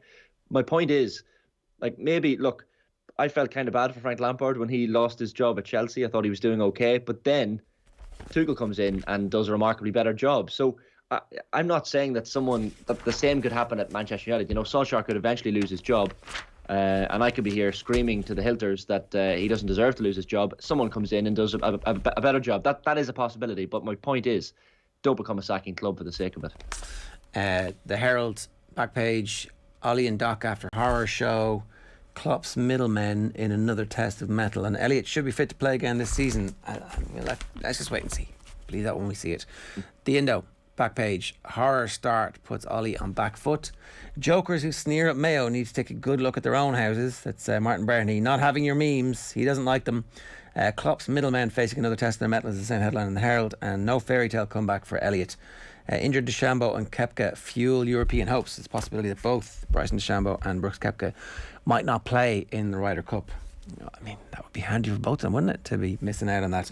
And they're saying as well that Harvey Elliott's on the mend after his surgery yesterday. So episode 19 of the Football Pod with Paddy and Andy is up, but episode 18 was the one that the Tyrone players were thinking about. This was on Con Kilpatrick, star midfielder from Tyrone. This is on his Instagram last night, and it's at Andy P. Moran. Which one's being dropped now? And sitting beside Con Kilpatrick is his midfield partner Brian Kennedy, and the two lads look pretty happy. They're like, day 4, yes please. He's got the shades on. I don't know if it's dark outside, but it certainly seems like it's a darkened room, and the eyes are a bit glassy, and they're very, very happy. So if you missed it in the preview for the semi-final and the preview for the final, Andy was saying that he thought that maybe Matty Donnelly might get the nod at midfield and they'd bring in an extra forward. And obviously somebody has decided to share this information with the lads, or more likely still, they were listening to it, seeking out the bits of information that would drive them on. It's very interesting to see how quickly Tyrone are building up the material to get them on the drive to repeat next season, Shane. The chippiness which they've talked about, even Niall Morgan saying they were reading the stuff after the semi-final and they were reading the stuff around the COVID and they were using that as material. It's like no better team to take every little imagined slight and go, yeah, you keep saying that bad stuff about us. And so therefore I think all we should say about Tyrone is what amazing footballers they have, what quality they have displayed this year, incredible resilience, athleticism, power, precision, skill. There's nothing bad you could say about this Tyrone team. That's our only hope to stop them. I just, I had to laugh at Kieran McGarry's interview after the Kerry game where he said, they said we couldn't, they said we wouldn't. By God, we did. I don't know who they are. I know people probably had Kerry. Oh, the bookies. Certainly. Yeah. They were 7-1.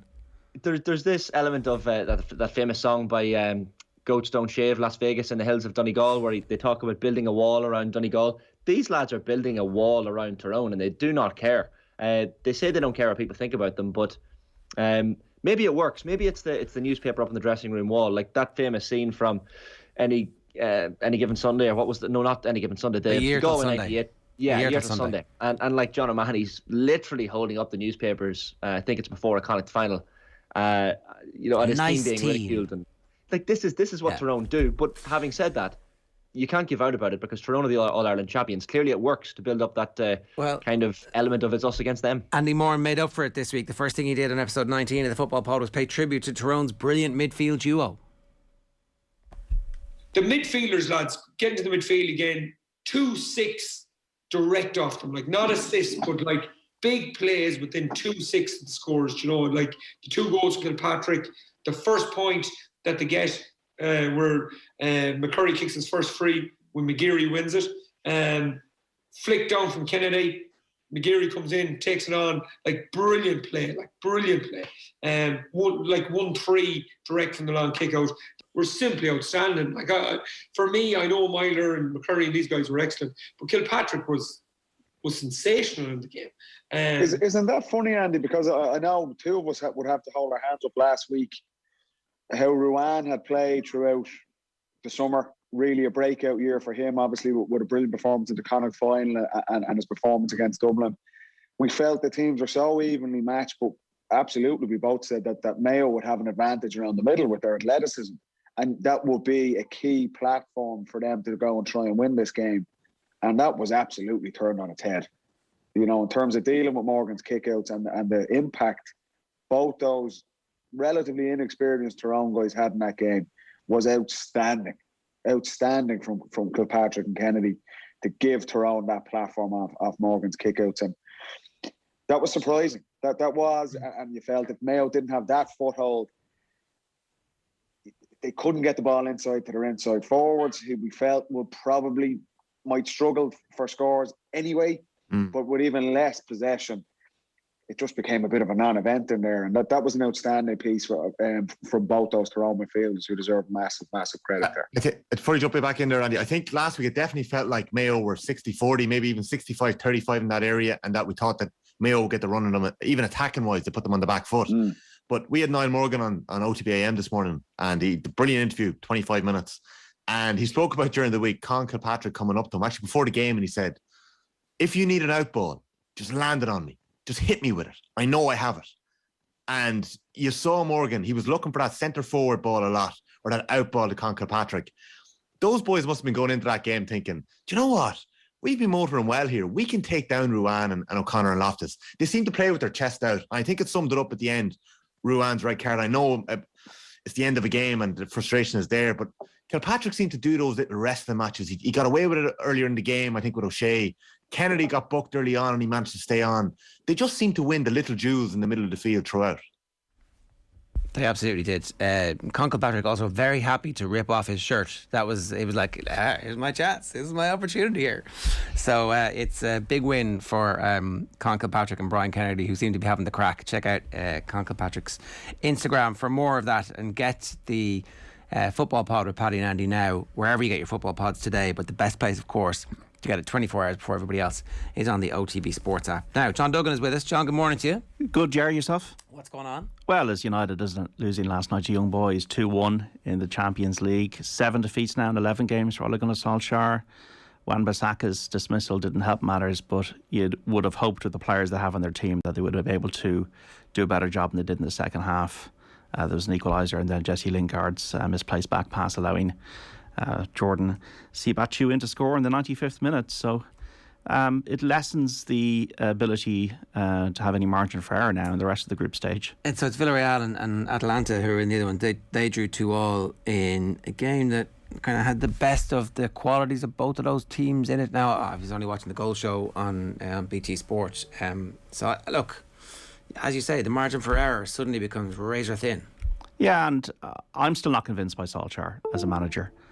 I don't know if he's the man to lead Manchester United back to the promised land of trophies. And that's not just an easy take. The Villarreal game last season in the Europa League final, he's been there nearly 3 years now. He's got a contract until 2024. They obviously see him as the guy. But the marginal gains of Ronaldo, Varane and Sancho, I don't know are enough to maybe compensate for the lack of a holding midfielder and a lack of game management.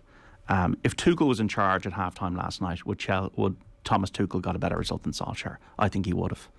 And what I'm seeing from Chelsea is Chelsea maximising their resources completely. Yeah, now the problem is Tuchel's not available anymore, right? Because you missed the boat on that Manchester United. He was there for a period of time and somebody else was like, oh, this guy's available, need to get him. And they acted really quickly. The managers who were out there, I suppose, you do have to wonder, like, what would have happened from Conte's perspective if he'd been in charge. So we'll see. You're Shane, it's interesting that we don't want to become a sacking club, but like, you're not a sacking club if you've left Solskjaer reach this point. That means you didn't sack him. You could have sacked him last season. That, and also the worry about becoming a sacking club, who cares? Who cares what other teams think of you? Who cares what other fans think of you? You need to become a winning club. I just think results, people get too judgmental about results too quickly. Like, yeah, they're top of the league at the moment. That might be very, very early days to say that, but as Daniel Harris said this morning, if in a couple of months' time they're still top of the league and they still have been knocked out of the Champions League, you have to give Solskjaer time, because everything has to be taken in context. I just don't want them to sack. Like, they could have sacked Solskjaer a year or two ago. Of course they could have, but I think he's turned the club's fortunes around somewhat. I'm not saying someone else couldn't do a better job than him in charge, but he deserves that time. He's building a team that looks, for all intents and purposes, more like a Manchester United squad than the likes of Falcao or Alexis Sanchez or Marwan Fellaini. This is a much better United team than 4 or 5 years ago, and Solskjaer deserves at least a modicum of credit for that, I think. He's not going to get sacked. There's not a hope he's going to get sacked. I'm just saying that I'd be frustrated if I was a United fan that you're not maximising the potential you have, and you need a holding midfielder in the team. And results like Sheffield United was it back in January. There's too many of these inconsistent results with Manchester United for me. At times they're absolutely fantastic. The Leeds game, what a joy to watch. The way they crushed Newcastle in the last 20 minutes on Saturday. They're going to have maybe the fans back at Old Trafford will make up the deficit that they had against City last season, which was, I think, 10 points out of 12 was down to home results. So at times they're going to be great, but just the consistency of them, I have yet to see the consistency on a consistent basis. Just if you excuse the pun. Okay, consistently inconsistent, I think is exactly what they are. Will we talk about Brooks Koepka? Because you've been reading the interview that he's done, an epic interview with Golf Digest. Yeah, and Europe play the United States in the Ryder Cup next week. Huge interest from our perspective, because we've got Patrick Harrington hoping to crown his career effectively by captaining the winning team. Shane Lowry got picked, Rory McIlroy's in there. It's in Whistling Straits in Wisconsin. And you wonder sometimes why Europe on paper look like an inferior team and then they win the Ryder Cup. more often than the United States do. Brooks Koepka's won 4 major championships. Just fascinating quotes. He didn't speak about Bryson DeChambeau, which was interesting. Maybe he was just off limits for the interview, but so many other good things. I'm just going to read a flavour of what he said. On the Ryder Cup, right? It's different, it's hectic, it's a bit odd, if I'm honest. I don't want to say it's a bad week. We're just so individualised and everybody has their routine and a different way of doing things. And now it's like, okay, we have to have a meeting at this time or go and do this or do that. It's the opposite of what happens during a major week. If I break down a major week, it's just so chill. It's tough. There are times where I'm like, I won my match. I did my job. What do you want from me? I know how to take responsibility for the shots I hit every week. And if somebody else hit a bad shot and left me in a bad spot, I know this whole is a loss. That's new, and you've got to change the way you think about things. You go from an individual sport all the time to a team sport 1 week a year. It's so far from my normal routine. I can barely see my personal team. It's hard to even go to the gym. Do you just not pick them? Do you just say, okay, fine, this isn't for you, off you go? Yeah, or maybe ask him, do you want to be involved in this? Like Patrick Reed, I don't really felt worked out with the Americans in the Ryder Cup team, and he wasn't picked as a wild card by Steve Stricker. On competition, Brooks Koepka, I take satisfaction from beating everybody more than anybody knows. I take so much satisfaction that there's something wrong in my head about it.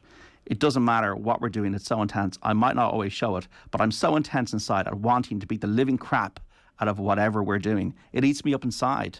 We could be playing ping pong or cornhole or whatever. I just want to embarrass you. Now things start to come together and it's like, okay, I'll figure this out.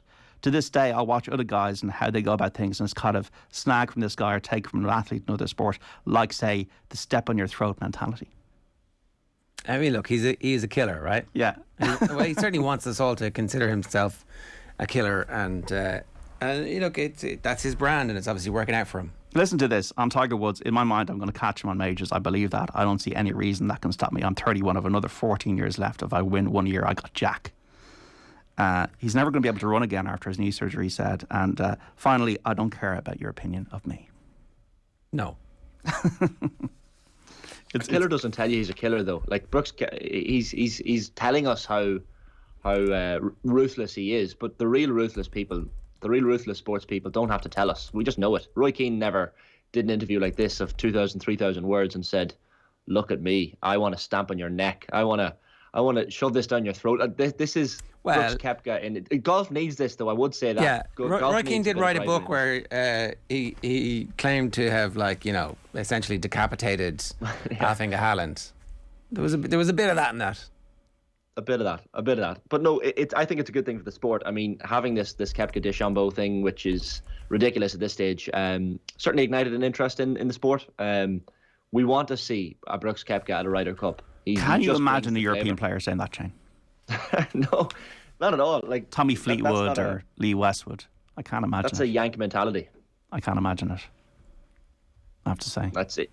They're on another level, some of these players. But like he was, I think he was being asked. He was being asked about David Duval's, changing his body, getting to world number one, and winning the championship, the Open that time. I think one of those segments that you read there, John, and like he just spoke about how easy it was, how he came back from injury, hadn't practiced for a bit, and it strikes me like Ronnie O'Sullivan a bit. The time Ronnie went a year without playing and came back and won the World Championship in 2013. Brooks is the same. Like, he came back and won a tournament after a bit of an injury, and he came back, and I think in this interview he says, at that point I just realised this is too easy. But these are the types of quotes we want to read. Yes, no, it's fair. It's good. It's good copy. It's good content. It's 9:03. John, good stuff. All right, Chair. That's John Duggan giving us his thoughts there. We'll have more from John across the week, of course, with Virtual Insanity. Is there a Virtual Insanity this week? I'll make one up. Even if we don't have one, I'll make something up. Okay, sorry. I should have checked that first. Right. Former Premier League referee Dermot Gallagher joined Joe on last night's football show. Here he is on the sickening ankle injury that Liverpool kid Harvey Elliott suffered at the weekend. The accusation here against the refereeing, say, is that this season an environment has been created whereby Struijk is more likely to make that challenge because he understands there's more leniency. Is that right, do you think? 100% no. I think if you look at that game, it was played in great spirit. I think if you look at that challenge, lots and lots of people around the world haven't had the benefit of replays, and I can fully understand why, and lots of them wouldn't want the benefit of replays, but obviously where I work on Sunday, once that challenge is made, I've got to go through it and look at it. And I just think it is a really, really freak accident, Joe, honestly. It's a challenge that you would see in many, many games. But because he just happened to come down with his trailing leg on the back of his ankle, it was a very, very unfortunate accident. And, you know, God willing, you will never see anything like that again. I don't think there's any blame for 1 second attached to Strike. He had no intention whatsoever of hurting Harvey. And to Harvey's credit, you know, look how he's come out of this. You know, he said the same. You know, he said it was a complete accident. Look how he, in the hospital, he gave a shirt away to a kid in the ward. You know, so I'd rather look at the good things about it, Joe. You know, not look at the, you know, terrible injury. Let's just hope that Harvey gets well very, very quickly back on the pitch out where the start of the season has been fantastic. And I want to see him back doing that rather than talk about a freak accident. You'll get the full podcast on the OTB football stream. You can get it on the OTB Sports app. Andy Mitten and Dermot Gallagher with Joe on the show last night. Andy Mitten at the stadium in the aftermath of the Young Boys Burn defeat. Now, I'm delighted to say Ray Goggins is with us in studio. His new book is out. It's called Ranger 22, Lessons from the Front. Ray, everyone's going to know you from the telly now. Yeah, that's it. Yeah, so are you getting recognised walking down the street? A little bit, yeah. A little bit more than maybe previously, yeah. But look, that's grand. People are very good about it, you know. There's no one trying to kill me yet. So what are the former sports people like? How good have they been? Yeah, they're very good. They're really committed to the whole experience. That was probably, to be honest, one of our concerns. We weren't sure, you know, how they would rate. Would their mindset be good for it? No, but we had no worries. They were brilliant. They really got stuck in. And is the aim to try and break them, essentially? No, it's people think it's break. You're not trying to break. You're testing. Like, to be honest, for us in the real world, in actual special forces, when you're testing these guys, the more guys you get over the line, the better. That means you can train more. You'll have more people in your teams. So despite what it looks like, we set the conditions for people to succeed. It's up to them then to meet the line. We can't drop the line down to them. So you want them to win, but you can't help them to win, if you know what I mean. So yeah, I've definitely spoken to people before who've come through the Ranger training, and I was very surprised at how few managed to make it through. That the whole way along, you're trying to weed out people who won't make it. You didn't make it through the first time. No, I didn't, because I wasn't mentally prepared, which is the biggest lesson I learned. I hadn't committed to what I was doing. I had doubts. I was worrying about stuff. I didn't need to worry about all those things. But so this is 1992? 92, yeah. What age were you at that stage? Oh, I was 21, yeah. So I was, but look, I hadn't prepared correctly. I hadn't trained properly up for it. I just went kind of at the last minute kind of a thing. For what now? For just explain to... Oh, sure, yeah. So I was in the regular army at the time in the infantry, and at the time the Rangering would set out what they call the road show. They'd send lads around to all the barracks with all the fancy gear and the beards and all the stories and all, looking like rock stars. So it's like the Pied Piper, and all the little mice would run after him back up to the car and get killed. So I thought I was really fit, but look, fitness is a very small percentage of it. It's all mindset. So I hadn't prepared, I hadn't trained, and I went on selection. And 2 weeks in, I wasn't coping at all, so I quit over a period of time. So learned a massive lesson out of that. What did they put you through?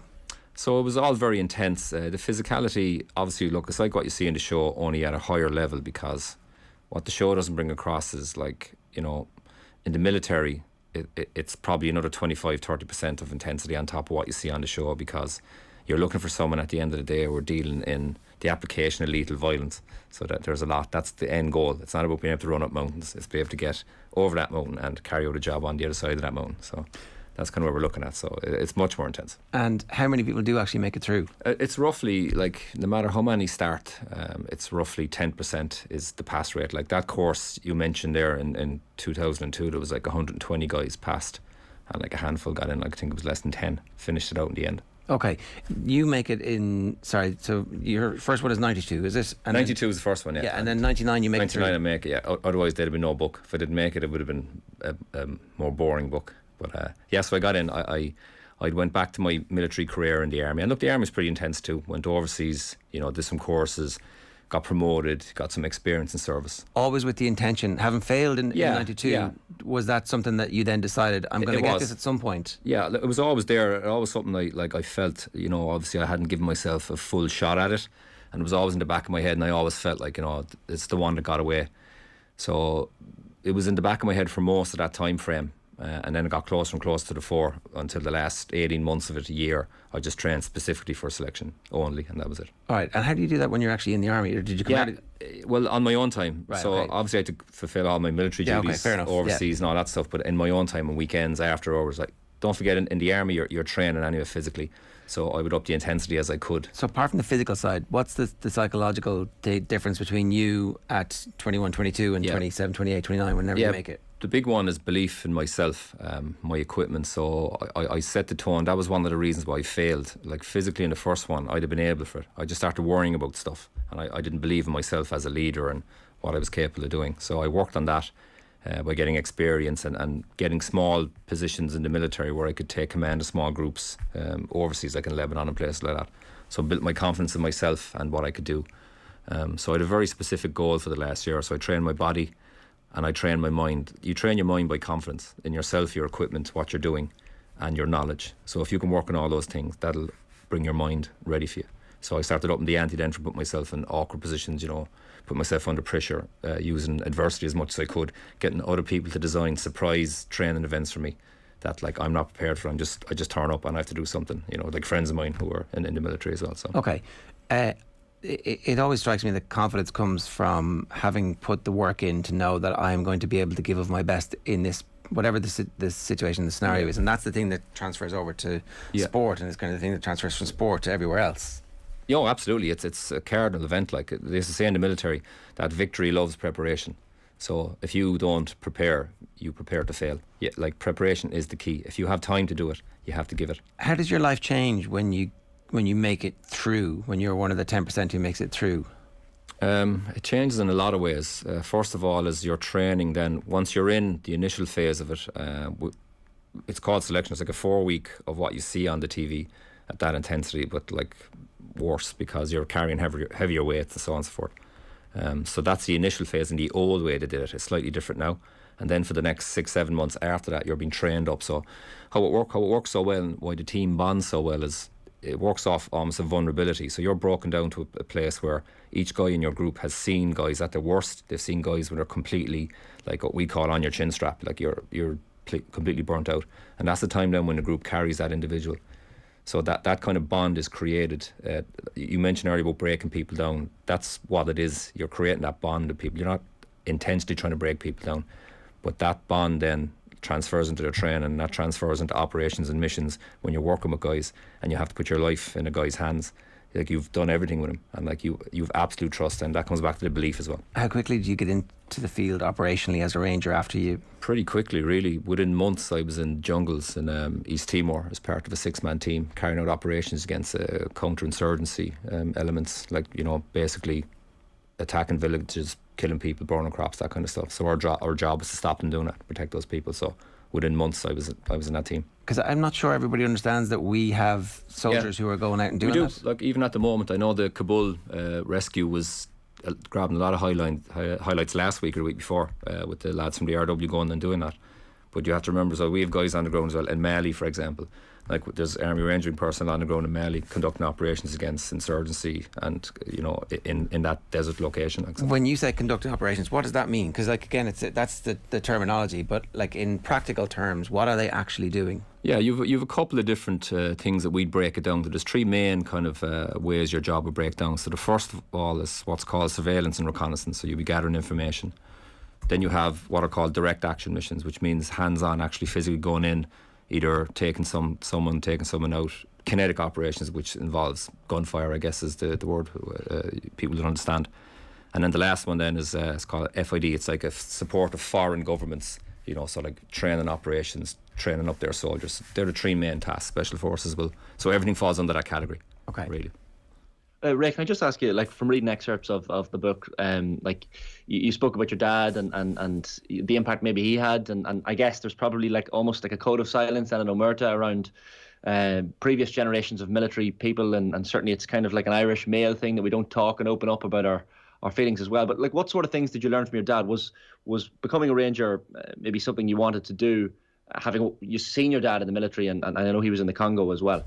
Yeah, I suppose the lesson I picked up from my father, who had served in the infantry all his life, and like he had retired from the military by the time I came along. I was 2 and he retired, so I don't remember him physically being in the military. But what I do remember of him growing up is he was always calm. Anything was never a problem for him. He always dealt with it very well, and he was always in good humour. Like, I can't remember him raising my voice. I'm sure he did raise his voice, but if he did, I don't remember. So that's what I took out of it really from him.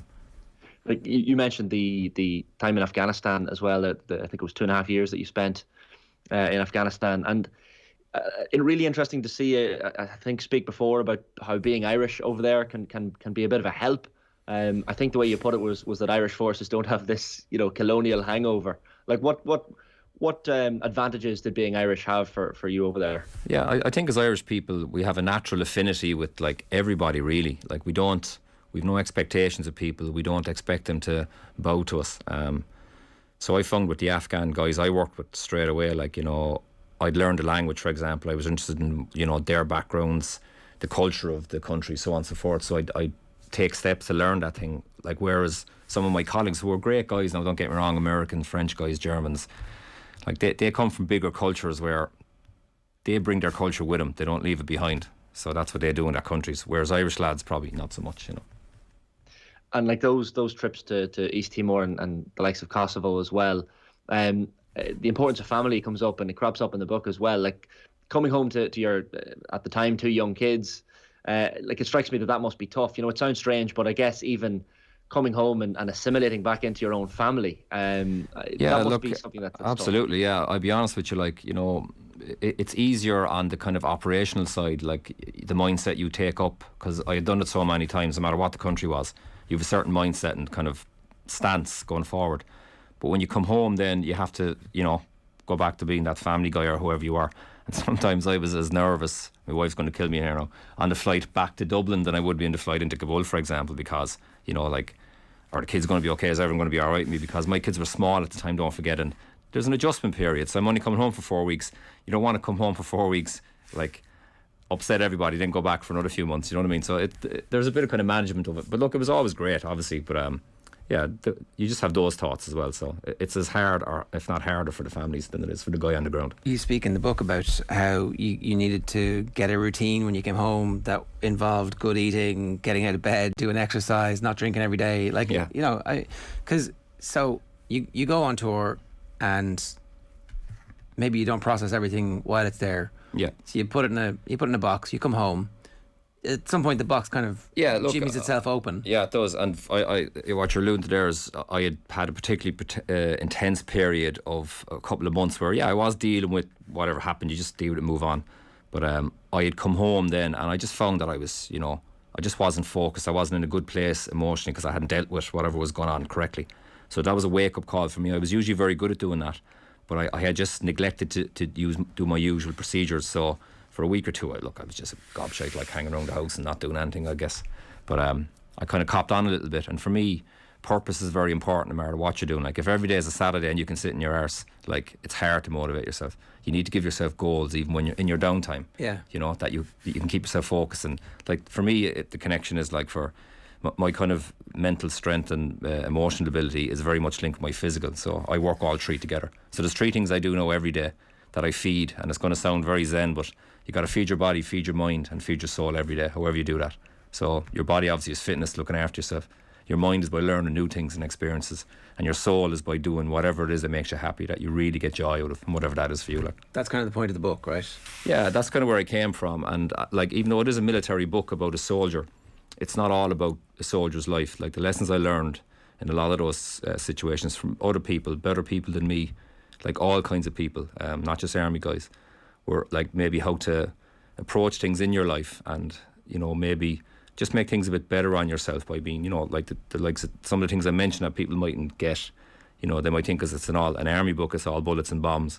There's a lot more about like kindness, empathy, like humility with people, like are the key values that I hold. Not always associated with the military. No, and to be honest, it's like everything else. Look, you could get 100 guys from the ARW would write that book, and it would be 100 different books, because everyone brings their own. Yeah, the training's the same, your abilities are the same, but how you view life is completely different. It's all very individual, of course. So the that bit there where you said you deal with it and move on, Are you trained for that? Is there like a proper course? There's several processes. Like we back in the old days, it was almost by osmosis. All these kind of psychologically proven things now and that people are doing, we were doing like 25, 30 years ago in a different way, like the likes of, cognitive visualization, which is a huge part of mindfulness now. We were doing that like for operations. So, you think and walk through what you're going to do exactly down to very small movements beforehand. So which gives you that mental strength. But I guess I'm talking about that post-event. So okay, sure, yeah. You're involved in a firefight. You see some stuff that you're never going to forget. You deal with that and move on is how you phrased it, right? Yeah, you do. But look, I probably glossed over that because to be with respect to the military are very, very specific about how they deal with this. So they have their own kind of counsellors and they have their own kind of what are called the PSS, the Personal Support Service. In every single movie, every single piece of pop culture that's ever been written by anybody involved in it, there's an intense mistrust of the psychologist who is assigned to the people. Is that real? Again, it's very macho to... No, it is, and you're right. Look, to be honest, in special ops, of course, there's a lot of alpha male stuff, and there's a lot of chest beating. That's part of it too. Like, that adrenaline and that kind of that factor. It gets you through certain things, but it's not the end all. The psychology side of it, like what the army were very smart. They used to have in the earlier days. They had like psychologists that would come in, and they were specific psychologists. And as you said, guys wouldn't relate to them. They feel like they're being undermined. But what the army did, they trained up actual serving soldiers to do this. So guys who already had a military career, they know how what to look for, and they're personable. Then they know how the guy thinks, not someone who learned it from a book or did it in college or whatever. So, and I think that connection is much better for guys. It's more trusting. Then you talk more to guys if you have issues. But to be fair with the military, the Irish Army in particular, they're very good at dealing with that and helping people. Okay, Shane, you need a couple more. Yeah, just what really struck me there from what you're saying, Ray, is that and what struck me from the book as well is that you kind of humanize it a bit. It's I've read books about different guys in the States and SEAL Team 6 and Chris Kyle, the American sniper, and all these stories. And in the books, they kind of almost come across robotic, above human almost. That they're just these kind of guys who see terrible things, experience things, and just forget about it. But I think one of the things you mentioned as well is that humour is such an important aspect of being in the military, that you need to be human. You need to feel and experience all those emotions. Yeah, it's important to keep that in check because, look, I get what you're saying about and that'd be my experience about those books as well. It's always about the kinetic side of it or the fighting, and they never talk about like the crack, because even when I think back to my career, my mind doesn't necessarily go to some mad situation somewhere. It goes to like something I saw happen that was usually funny with someone making a mess of something or a bit of crack going on. That's what I remember. And I remember the people I met and the crack I had with them, whether they were military or other people I worked with. So like that's kind of where my memory goes. When we meet up with guys and ex kind of comrades and whatnot, that's what the conversations are about. Like, they're not about that shootout or that nonsense. It's about the crack here. Remember when this happened to such and such or whatever. So, and that's a huge part of it. Massively, I'd say, and like the leadership as well. Like, what aspects of leadership do you think people most underestimate? I think you referenced in the book, was it Jamie Heaslip's father was someone you kind of pinpointed as a top leader? Yeah, he was one of the first commanders of Special Forces in Ireland and one of the kind of pioneers of it. Obviously, like trying to beat down that doors and actually get it signed off where the government would actually allow this unit to be created. So he's a bit of a legend in my eyes, and anyone who served in our unit, I guess. But like the kind of man he is, like he's a very humble, very straightforward man. And for me, the essence of leadership is that ability to be able to like create connections with people and relationships where they automatically are at ease with you and they'll work with and for you as needed. So that's the key value I took from that for leadership. There's a story that I heard from growing up in Kildare that he used to, on his commute, he would swim to work. Is this true? No better man. Yeah, like we used, like what we call those old days, we call them the jackass days, because they used to do mad stuff. Like because they had a book that someone got in America about Special Forces, and then they copied it. Well, yeah, and they send guys off to find out different training areas in America and Germany and Britain, And then they did bring their own ideas, so there was some pretty crazy stuff went on. All right, yeah. Ray, the decompressing in the from tour to home and then to back out, I presume it's much more magnified at the end of your career when you're like, okay, I'm going to get out of this, and then just to make sure that it didn't happen immediately, you were like going back to Afghanistan as a private contractor. Was that a bit of madness, or was that like I have all these skills, I should use them?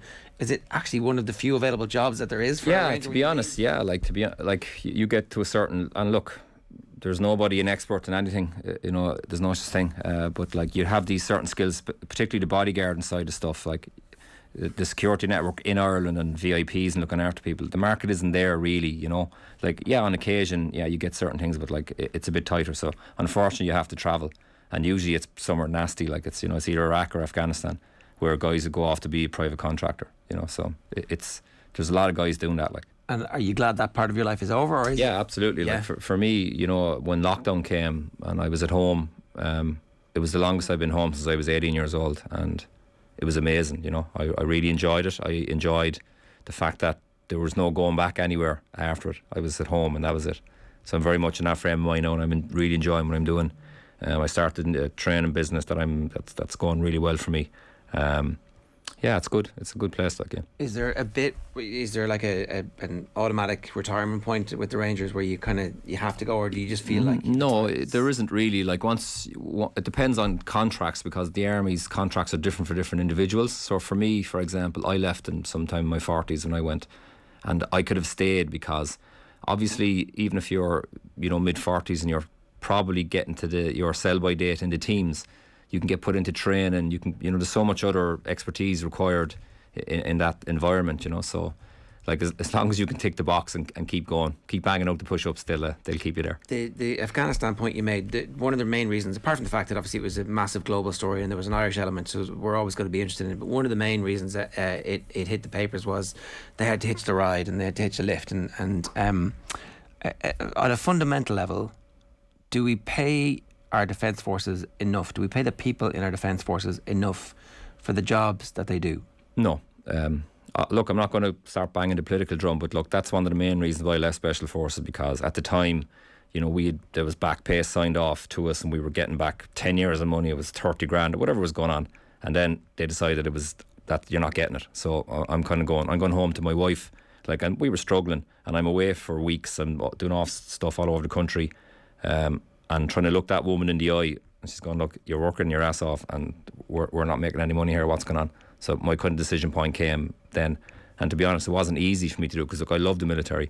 If the conditions were better for me and I was better paid and so on and so forth, I'd still be in it now. You're at the elite level as well. It's the that's it. Like, it's hard. Like, and even what the government invests in an operator, training a guy from what we call flash to bang, from start to finish of that, like, training pipeline, where he starts off, he trains, he goes in operations. Like, you'll train a guy up in 18 months. At 3 years, he'll be at a higher level. But it takes about 6 to 8 years to get a guy where he's in a position where he'll be very, very focused. His decision making will be better. So, and like, then not to look after him, manage him correctly, it's sinful, really. It's really weird that we invest that money and then belts them all out and don't pay them enough at any point along the way, and then they have trouble recruiting. They do, and to be fair with guys, like, guys don't join the military to be wealthy, but like, you'll get so far on your own kind of, ability to work hard and do your best, but that's fine as a younger man. But then when you start getting married and having families and stuff, and then there's other things come into play, and it's harder on guys and girls then to keep everything going when they're trying to look after families, Yeah, that's when life becomes complicated. Absolutely, for all of us, yeah. Not just... Like, Ray, when you mentioned the Afghanistan, and obviously heavily in the headlines recently, but just maybe a word on those guys who were doing those extractions of Irish citizens over in Afghanistan. As Ger mentioned, they're hitching a lift, but what they were doing, not really knowing how long they were going to be there, how they were going to get home, was quite a remarkable thing that maybe has gone under the radar a little bit in Ireland. Yeah, I agree. Like, to have that courage to step off that aircraft, and you don't know when the next one is back, or is there one, and what's your plan B if it goes pear-shaped. And not just the guys from the ARW, because they're trained and they're happy enough to do whatever comes their way, and they'll make the best of it. But the guys from the Department of Foreign Affairs, like, the courage of those two people to to keep going with that and, like, help out and do what they could is immense. But, like, it could have been simply solved. And this is, like, the military have been on about this problem for 20 years, about this magic aircraft that'll carry enough people. And like if we had that aircraft and the decision to go was made earlier, we'd have had any Irish people would have been on it, you know, and we would have like the delayed decision narrowed the gap, made it harder for everybody to get. And we might have been able to help other people escape as well. Absolutely, absolutely. Like we've taken away space from other countries. We would actually offering space to other countries. Like there's a certain amount of you know, you have a seat in the Security Council. There are certain things you need to be able to do yourselves as a sovereign nation, and not just bum off other people to do it. Yeah. Okay. The book is called Ranger 22: Lessons from the Front. Ray Goggins, and thanks very much for joining us. And best of luck with the TV series. Will there be a season 3? I cannot answer that question. Right. Okay. I can answer that question. Okay. Well, we'll wait and see. Thanks a million, Ray. Cheers. Thanks. OTB AM is brought to you by Gillette. Good morning. Start with Gillette. Put your best face forward with their new and improved razors. We're going to take a quick break, and then we're going to be talking with David Murnahan about his swim to raise money for the RNLI. That's next. OTB AM.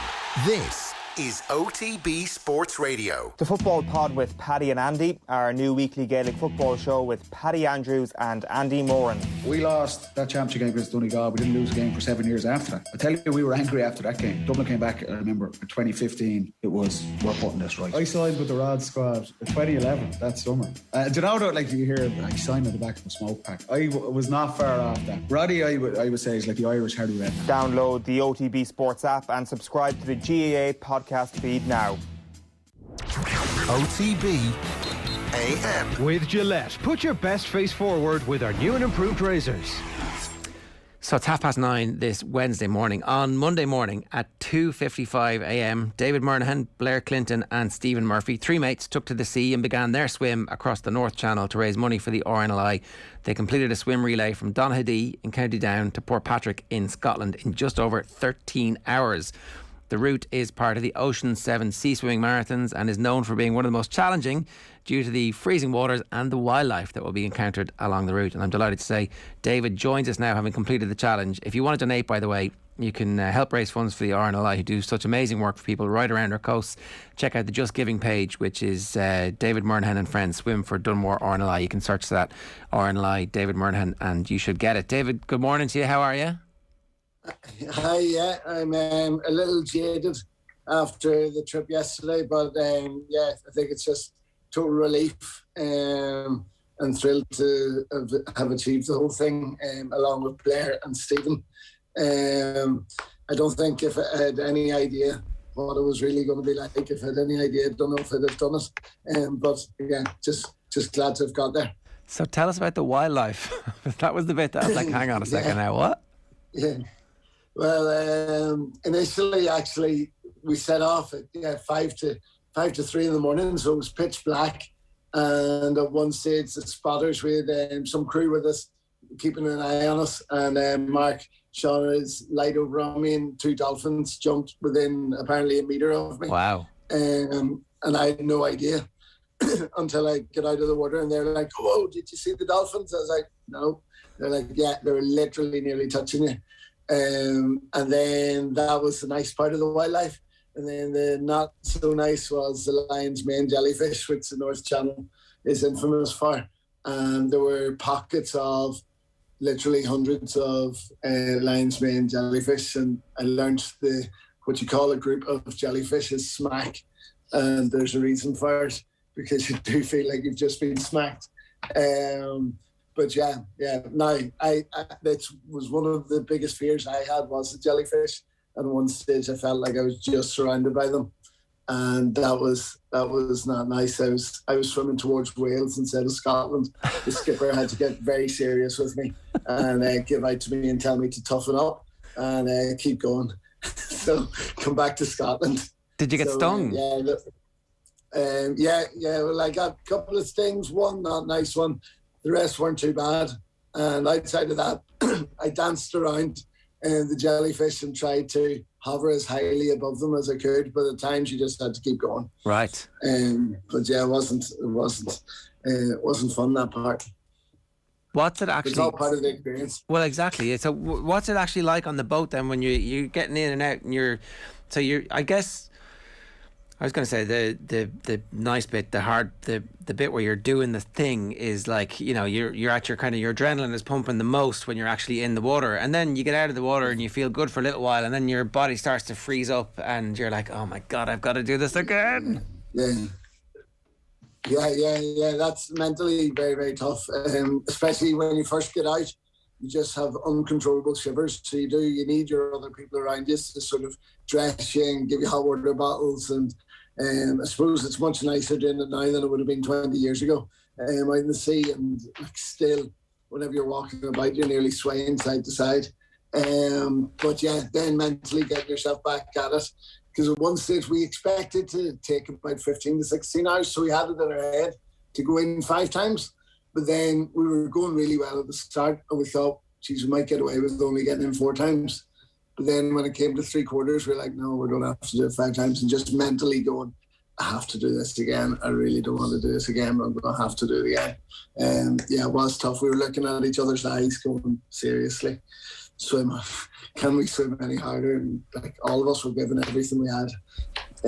But yeah, no, it was super. It's so as well because you're depending on the tides, and they can just push you one way or the next, and there's only so much you can do yourself. So the skipper, Parry Ballon from Infinity, was super. He looked after us really, really well. So I definitely recommend them if anyone wants to do a challenge like it.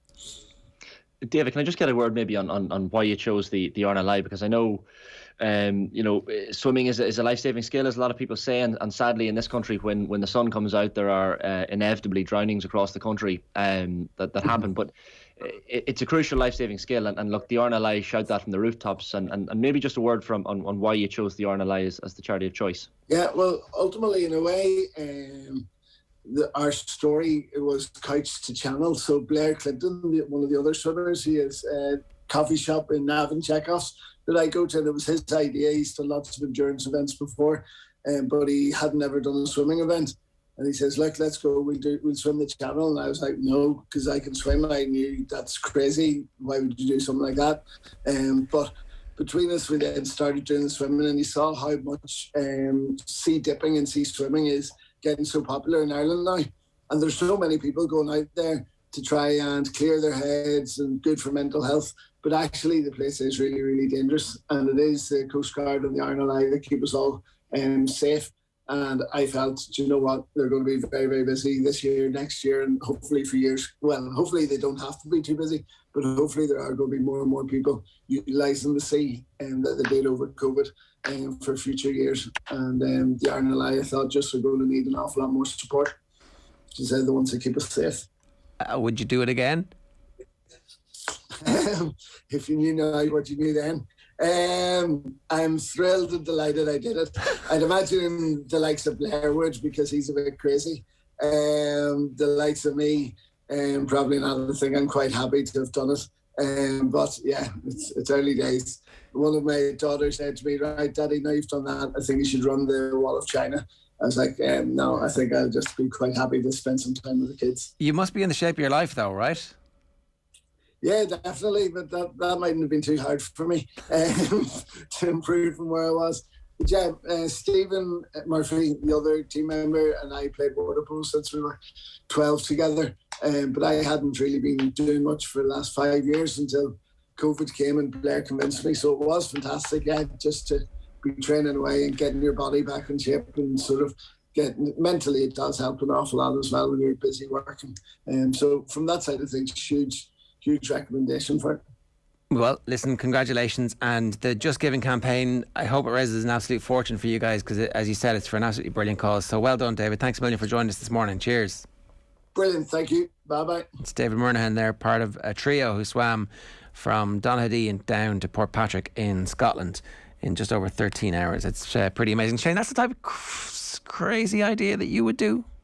He's planting the seed in my head there. I have Mount Elbrus in Russia on my list next year, Ger. So I'll focus on that first, and then who knows? No, the swimming is tough though. Swimming's next level stuff. Hang on. What? I've got a booking already made that I'm climbing the tallest mountain in Europe next year, which is Mount Elbrus in the Caucasus region of the Russian-Georgian border. So right. That's booked in, ready to go. So I've done the highest in Africa. Next is highest in Europe. So highest in Africa is Kilimanjaro, right? Yeah. Did that in 2 years ago. You can walk up that. It's basically it's a fancy it's a hipster Croagh-Patrick, right? What's this? It's an 8.5 day long Croagh-Patrick. Yeah. Okay. What's Mount Elbrus? Mount Everest is probably slightly tougher. It's a couple of 100 meters lower in altitude, but it's snow and ice. You have to wear crampons, ice axe, get all that training done. So it's a little bit more mountaineering wise, and it's tougher. It's colder, so not as comfortable. So I wanted to kind of put my body through something more rigorous than Kilimanjaro. So this is it. You're slowly building up to Everest, right? We'll start with Everest Base Camp the year after, and I get a close-up look at the mountain and see if I want to go further at some stage. But one slow step at a time, Ger. Wow, this is amazing. Shane, breaking news this morning. Okay. Yeah, exclusive. It's an exclusive. So if anyone has any other ideas of crazy stuff I can do, let me know. @ Hannon01 on Twitter. All right. OTB AM is brought to you by Gillette. Good morning. Start with Gillette. Put your best face forward with their new and improved razors. Tomorrow morning, Kenny Cunningham is going to join us live in studio from 7:30.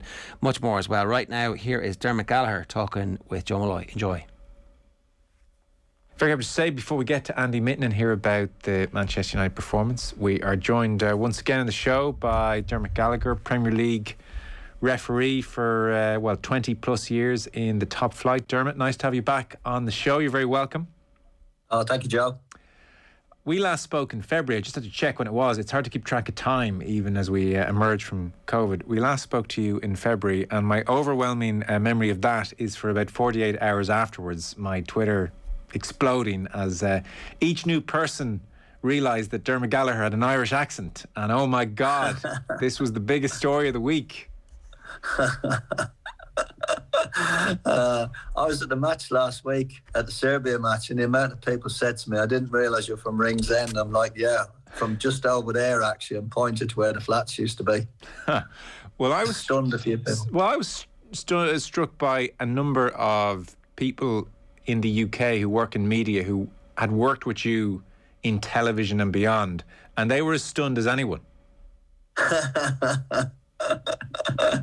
And the cat's out the bag. So I mean, I was thinking, well, now you can go all Irish on the TV. I mean, if Graham Norton can do it and now the cat's out of the bag, surely we can.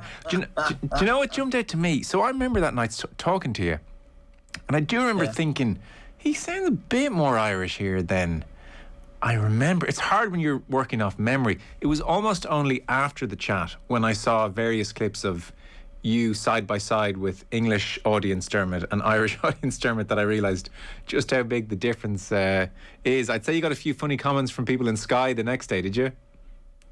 Oh, from everybody. Blimey, I could have ironed my trousers with my phone the following day. It was so red hot. Oh, well, look, it's funny, isn't it? Things that go big for no particular reason. Thanks so much for joining us. It's an interesting time when it comes to refereeing in the Premier League at the moment. And obviously the strike challenge on Harvey Elliott has really kind of prompted almost a re-examination of what's been happening over the opening couple of rounds of the Premier League. And this effort, I suppose, to let the game flow. We'll come to the Elliott challenge in a moment, and maybe this weekend in a moment. But just the opening rounds of the Premier League, what differences, if any, to be fair, but what differences were you noticing in the refereeing, say, compared with just last season or the last couple of seasons? I think it's patently obvious, Joe, isn't it, that they've watched the Euros, and the Euros, with the exception of probably the Spain-Sweden game, was an absolute fantastic competition. You know, and they've looked at that. They've seen how the referees have refereed the match. They've seen how the games have been played. They've seen how the players have reacted. And I think they've thought, well, this is appeal to everybody. And I would applaud the PGMO for not only watching the Euros and saying, well, this is the right way forward, but saying to the referees, well, look, we can learn a lot from here. We haven't got to change the product. We haven't got to change how you referee. But we can adapt certain things. We can tweak certain things. And I think that's what they've done. They've done it really well. And they've played 40 games now in the Premier League. And I think, you know, one of the platforms I use on the Saturday, Sundays, I go out across the world with the Premier League football, analysing all the football. And it seems to have universal approval that everybody thinks it's a far, far better product now with more competition, if you like. I think the players have adapted to it very, very quickly. You know, they've any player that's gone down relatively easily has got up very quickly and the game's gone on.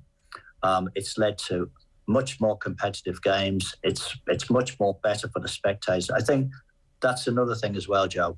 The fact that the grounds now are full again has added to the whole theatre of it. So I think by and large, it's been fabulous to watch. And as I say, when I was a little boy in Ringsend growing up, I loved football. My dad played football. He wanted me to be a competitive footballer, not necessarily professional football, but competitive. And he would have loved the way the game's being played now, honestly.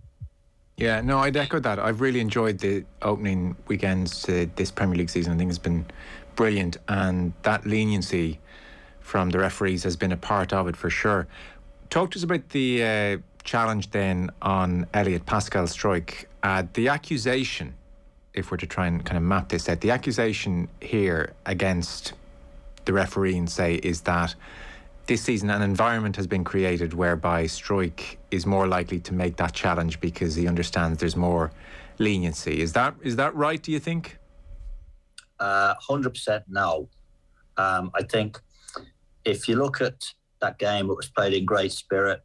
I think if you look at that challenge, lots and lots of people around the world haven't had the benefit of replays, and I can fully understand why, and lots of them wouldn't want the benefit of replays. But obviously where I work on Sunday, once that challenge is made, I've got to go through it and look at it.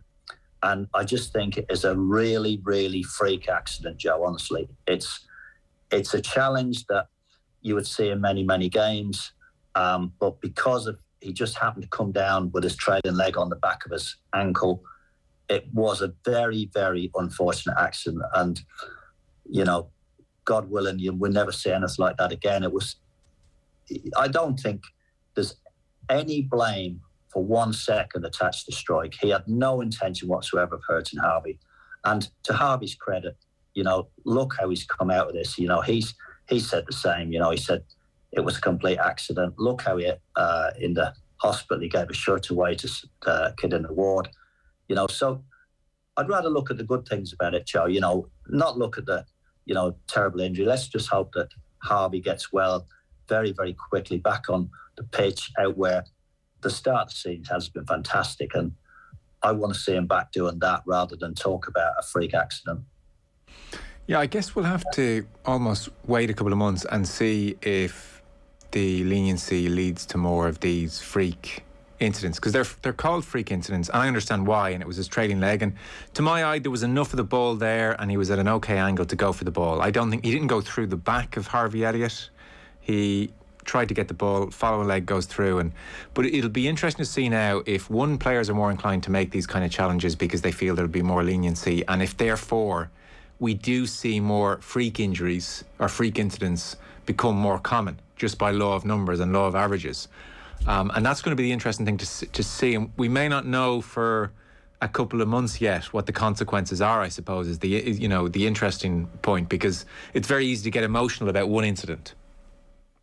Yeah, but be mindful, Joe, that the referees meet every other week and they sit down at camp, they go through videos, they study videos, and they're a fluid process. Yes, if they feel that, there's a little bit of advantage being taken in a certain area, they tighten up. If suddenly, to give an example, if suddenly they see players throw themselves to the ground simulating, you see a lot more yellow cards come out for that. And then what that does, that has the effect of acting as deterrent, and it stops people doing it. I don't think they will.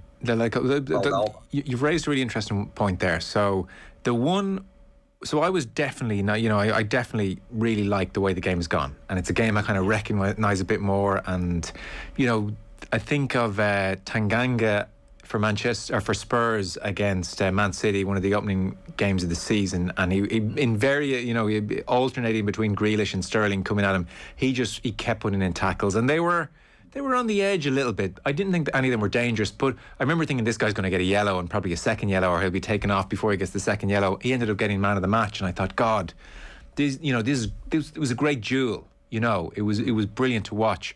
Where I wondered, is this environment maybe going a touch far, was the James Tarkowski one last night in Richarlison. I don't know if you saw that. Neville and Carragher were pretty strong in Monday Night Football afterwards. They said he tried to do him.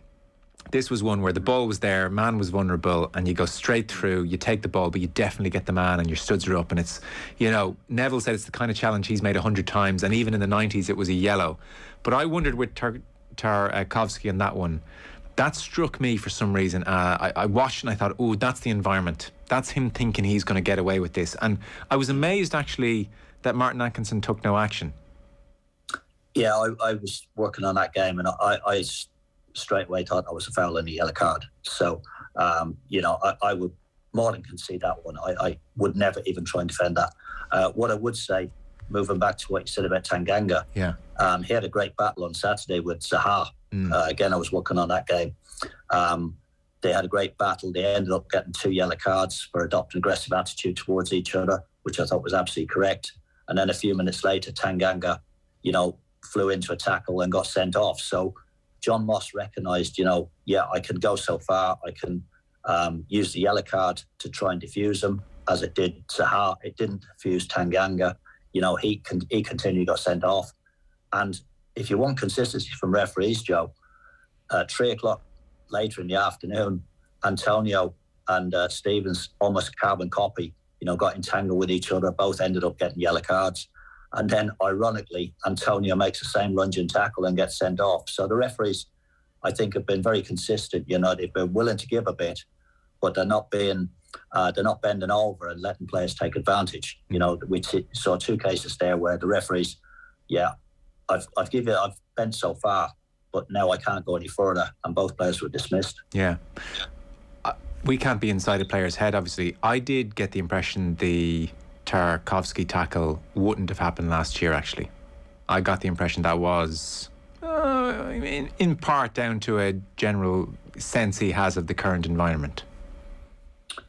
Maybe. As you said, I can't read players' minds either. As I said earlier, Joe, I do think it was a foul. I do think it was a yellow card. I was surprised like you, but I've seen all 40 matches so far. I've seen them all live. You're right. And I can tell you that, you can watch 4 matches, you can watch 40 matches. You're always going to be able to pick out an incident. There's no doubt about that. That's the nature of the beast. That's the subjectivity of it.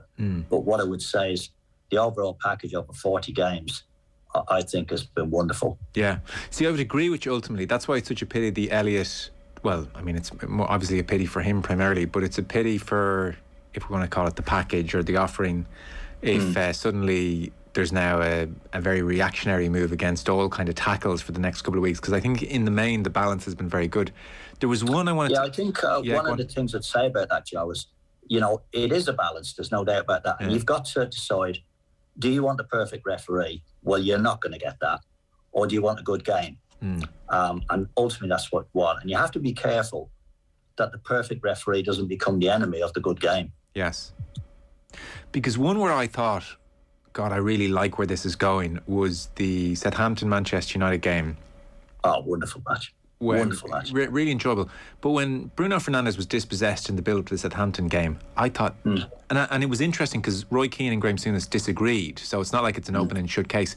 But for me, and the game I've grown up with and the football I like watching, Bruno Fernandes was dawdling on the ball was taking a little while to come down, and the Southampton player got it. He did nudge him a touch, but he gets his body in front of the ball, and Fernandes drops, in the way that I hate, and I'm just sick of watching that kind of football. I thought it was fantastic. The referee said, I'm not buying that crap anymore. Yeah. And do you know the ironic thing about that? That was Stevens again, and I thought that was a good tackle. This will show you what a fine line a referee treads, Joe, that when Fernandes went down, the game went on, and he decided to get up. And the game went on. And if that ball had gone over the bar, nobody had said a word. But the consequence of it goes in the net, suddenly it's a big issue for the referee. Well, that's how fine line you tread. But as I said earlier, you've got to be careful that the referee, he's never going to be perfect, but he doesn't want to kill the game. And I think at times last year, the game went a little bit soft, and I think the PGMO have looked at that and said there was too many penalties given for minimal contact. It almost encourages players to even initiate contact at times. But, we haven't seen a penalty given this season where everybody's gone, oh, blimey, that's never a penalty. Penalties are down as well. We saw on the opening day, we saw 3 incidents where, without doubt, penalties would have been given last season, which they weren't this season, and everybody accepted that, including the players. You know the Pascal Struijk one and Elliott, then, to go back to that for a second. So one of the problems some people have with it, aside from the obvious, by the way, is that you could argue it's from behind.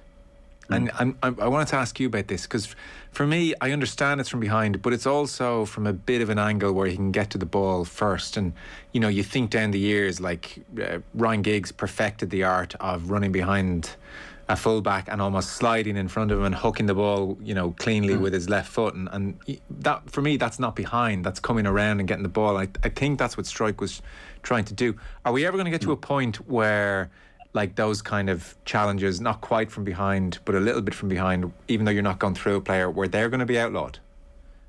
Well, I think we've seen much more than this season, Joe. As I say, I've watched all the games. I've watched 90 minutes, all 40 games so far, and there's been tackling, there's been robust tackling, there's been competitive tackling. And what I would say about it that's very evident is if a player goes down and the referee waves play on, that player gets up very, very quickly. Yeah. We haven't seen, 40 games is 60 hours football. In 60 hours football, we haven't seen a player that lies on the ground, because they know if the referee waves play on, he's not coming back. He's not going to change his mind. So they're up. And I think one of the great things about this is the referees went into all the individual clubs at the start of the season, and they laid it on the line how they proposed refereeing the football matches. And all the stakeholders, the managers, the players, the teams themselves, the whole combination of the team said, yeah, this is exactly what we want. Yeah. And so there was no surprises when they went out on the opening day, because they pinned that flag to the mast. And would you say that, it's amazing you've watched every minute of every game and looking out for challenges in particular, so you're the perfect person to ask this question too. Would you say, as the weeks have gone on, that you have noticed an upping of the physicality stakes and the tougher players, the tacklers, have reacted to that bit more license? Have you noticed a bit more bite in the tackles as the weeks have gone on? What I would say is when that's happened, the player's been red carded. We saw Fornell's, the West Ham player, he overrun the ball. We saw the 2 on Saturday. Were sent off, and I think the referees are mindful of, right, we've got to allow the players to express themselves, we've got to give them freedom to compete, but also they're mindful of the fact that, number one, you have to control the game, and number two, you have to protect the players. Yeah. And number one and number two aren't in order, they're parallel. That's your key role. Because watching the first half, say, of Liverpool Leeds, it was brilliant. And even on Sky, Gary Neville was kind of half remarking to Martin Tyler. He was saying, but Premier League's around for 30 years now, and people hark back, and this era is better than that era. He said, in terms of quality, pace, atmosphere, everything, this is pretty much as good as it gets. But also, it didn't strike you as a game bubbling away, and you didn't get a sense there's going to be an injury here. I didn't look at the tackles and think, oh man, the game's out of control here, someone's going to get hurt. I didn't think that watching it. And that, Joe, was exactly my point, is that tackle went in, just like it would in any other game. But as I said, a freak accident that nobody could have legislated for. It just came out of the blue, and these things happen now and again. They don't happen week in, week out, thankfully. They happen once 3 or 4 years, I look back over the Premier League and you think of the freak accidents, maybe the Arsenal player Ramsey, David Boost of Coventry. There's so few that, they stick out, they stick out in your mind. And fortunately, they are so few. But I don't think you need to highlight that, Joe. I think the big thing is for me this season, is I can't emphasise it enough, is that the Euros were fabulous, absolute fabulous tournament. And the Premier League, the first 40 games has kicked off in very much the same vein. Yeah. And if the next 340 go like that, I would be the happiest man that ever walked out of Dublin, I tell you. Yeah, I would tend to agree with you. I think it has been a brilliant start to the campaign.